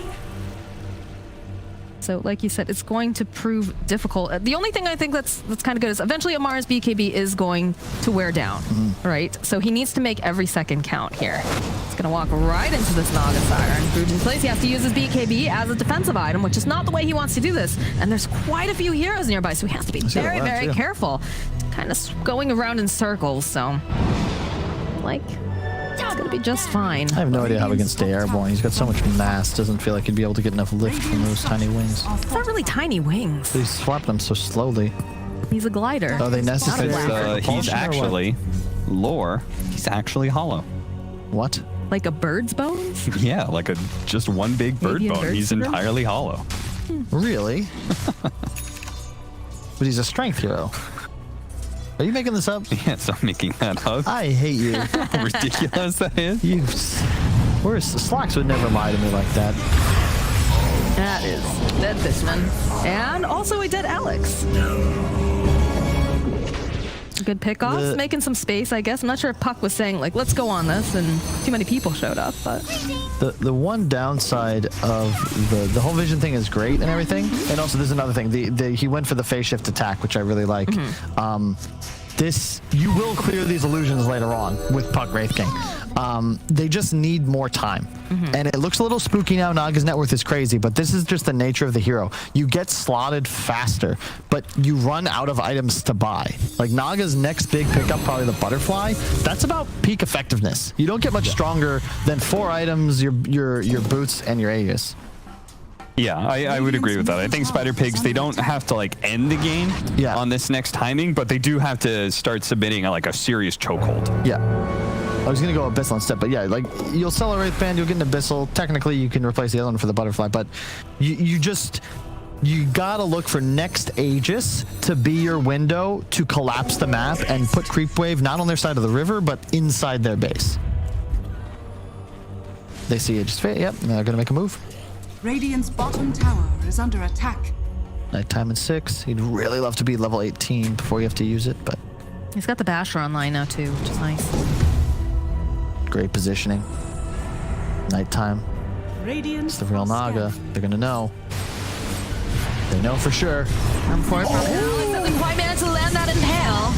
They'll turn right back around again. They leash up everybody over here onto the side. They'll follow up with that arena, but Amar's just chase comes, and we finally get a really nice chain frost. Alex, though, taking too much damage in this arena. The BKB over at the doesn't care. Low pleb! He's not going to survive this. Down he goes, jumping forward, comes in the puck. One more hit, and you don't get a mischance, my friend. On the back lines, they'll lose Mitch, and this is their tower for the taking, and quite possibly a little bit more, because there's no buyback on several of these heroes. It's a vision advantage. You just caught napping at Spider Pigs. They're sitting on a tower, but they're just completely caught off guard. Those BKB pops. Yeah, I mean, the illusions went up. The Niazar is hitting Creepwaves with his hero. Dire's middle tower. 30 minutes into the game. Well, they gotta wait for their creep wave.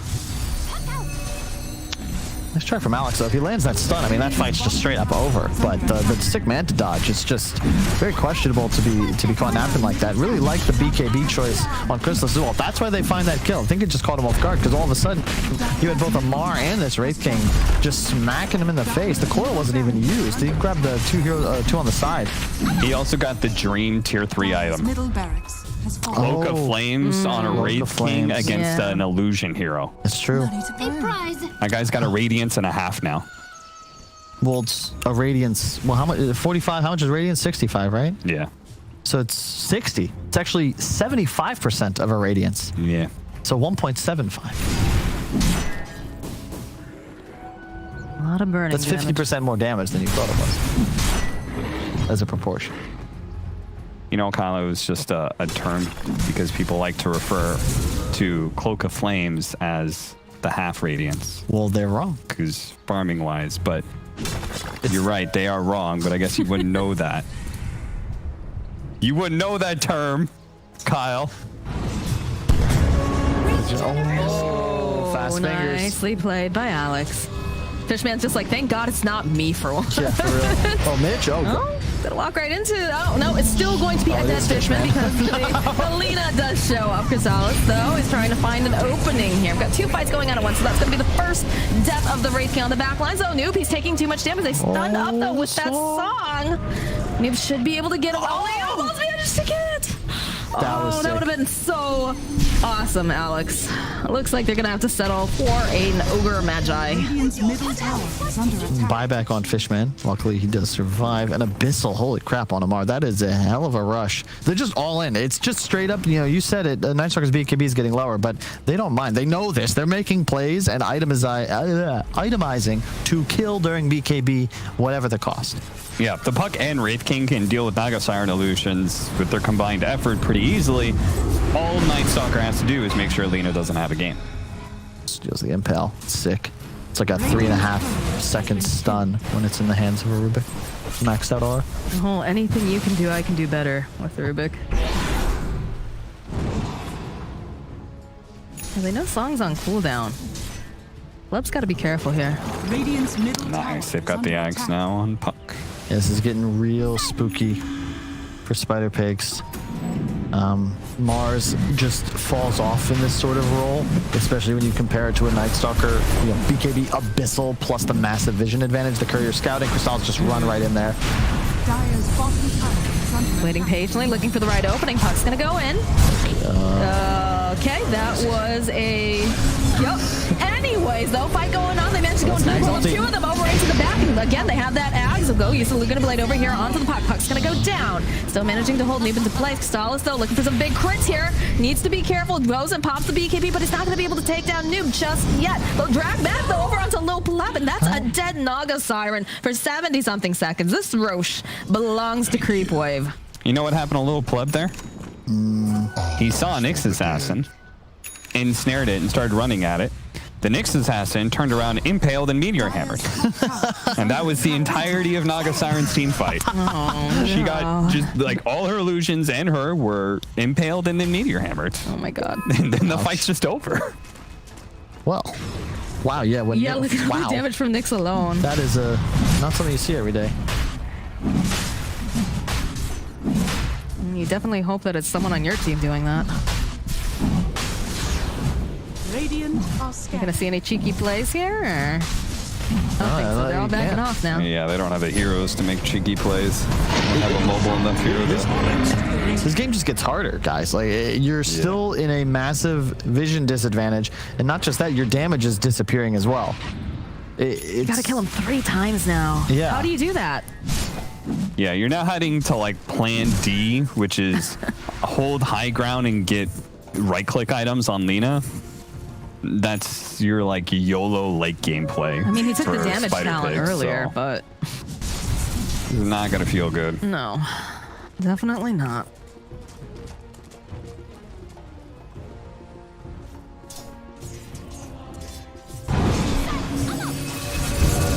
Behold! Huck is playing around here on the top. Dire are scanning. Be a little bit careful. They've got a smoke going, though. Oh, Alex finding the opening, has the puck nearby. Silence followed up with that arena, but they'll still be able to hold him into place. They still managed to get the kill over onto Alex. He's taking a lot of damage. Just 2 fights are going on over here on the side. Croissant's getting finished off Noob. Yes, he finally manages to do that. BKB coming in handy. They'll use the pull over here onto Mitch. He tries to spider legs himself out. It's not going to be able to. Thea and Z gets taken down as well. And they're looking, they're hunting for more. Ogre trying to run away here. Oh, Omar, though, he wants that kill too badly. He chases them right into the base. And there's still a tier 2 up, guys, so they got to go back, take that tower. And now they've opened it up so that they can go back in and maybe take a little bit more. The game always supports down, but still such a brutal advantage. Still an Aegis on the Wraith King. And the Ag's Coil just stops everything Lina wants to do. The downside of the hero is it's squishy. We praise the choice of the early BKB, but now you're just stuck. And Crystallis recognized this and just straight up smacks him in the face until death. And he's forced to go for this defensive Shivas first, which means the damage output isn't really there either. And it's just a troubling game. Now you're pretty much just an item behind on all your cores. Naga's net worth is deceiving because you would much rather have a Wraith King in this spot than a Naga with that same net worth because of the way the hero Abyssal, sure, but just the damage output's not there. It costs you absolutely nothing, too, really, if you're the side of Creepwave. You still have that Aegis on the Wraith King. He's still a force to be reckoned with.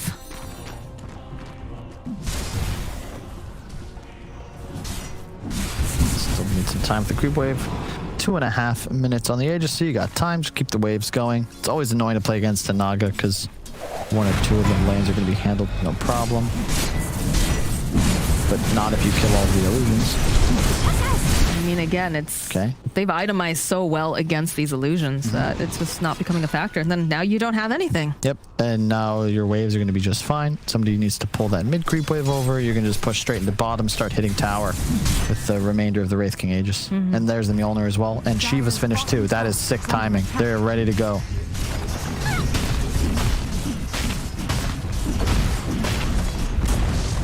All right. Here it comes. Here comes the siege. Bloodlust up that tower. Try to do whatever they can to keep them off, but again, Wraith King does not mind having everything be used on him. He's got so many lives at this point. Amar's, he's hungry. He wants to jump on it. He has that Abyssal, goes right on him with the BKB too. So he's going to be able to take him down. Dream Coil over onto the backlines, over onto the 2 supports. It's going to be a kill. 2 kills all at once. The song comes out. What are you going to do though, Naga? Low Plug, what are you hoping to get out of this here? All right, Noob does make his way over, but look at that frost shield. It's just absorbed so much of this damage. He's trying to run away. Look at that. There we go. The chain frost. The chain frost. It got him. And then they turn right back around again and go hit these bones. They did buy back on the Naga Siren, but again, what is she going to do? Because look at this. This Wraith King, he does not care. Puck's doing a decent amount of damage as well because he has that town here. Mar eating up the cheese. He's hungry. He wants this Naga Siren. If they kill her, that's going to be game over. Look at this. They're going to totally get it. The Meteor Hammer coming in at the last second. Down goes Naga. What do you do here, Kyle? Tell me. You get tight. Yeah. Enter. GG. Enter. You come back next week. A little stronger creep wave. Strutting in style. This Puck. Mar gets himself another kill. You have to keep the eyes on the prize, though, guys. I know Amar loves to fountain dive as seen That's in why one they're of not the former GG. games. And they're like, yeah, we've seen, I've seen some interesting maneuvers in these qualifiers. So maybe we'll see another one of those. But it would take a real miracle or disaster if Spider Pigzs was going to be able to pull this one out. They're just too They far live behind. here now. The Aegis does get reclaimed at the very least. But the tips coming out against Lil Pleb. Oh, the insult to injury. LeBron just jumping around, having a good time. He is a sacrifice to the Creepwave gods. The snap over here, they have their eyes on the Lina. They want to take down Noob. Looks like they'll finally be able to take down Alex, but that's a double kill now for this puck. Mitch is trying to get himself back into level. We know Amar. He wants to go in there. Look at him. He's like, guys. He did it. Oh, I have a Ghost Scepter. The GG does get called, though. There we go. Creepwave. Yeah, protect the score, though, Amar. This is your stats. You know, this is your first professional Valve stage. Keep that KDA as high as possible. You never know when that might pay dividends in the future. Well done to Creepwave, demonstrating you don't need some sort of fancy schmancy logo to take out W's, you know? That is Fishman's face on their base Is logo, it? by the way. Yes, I believe. I think I like it.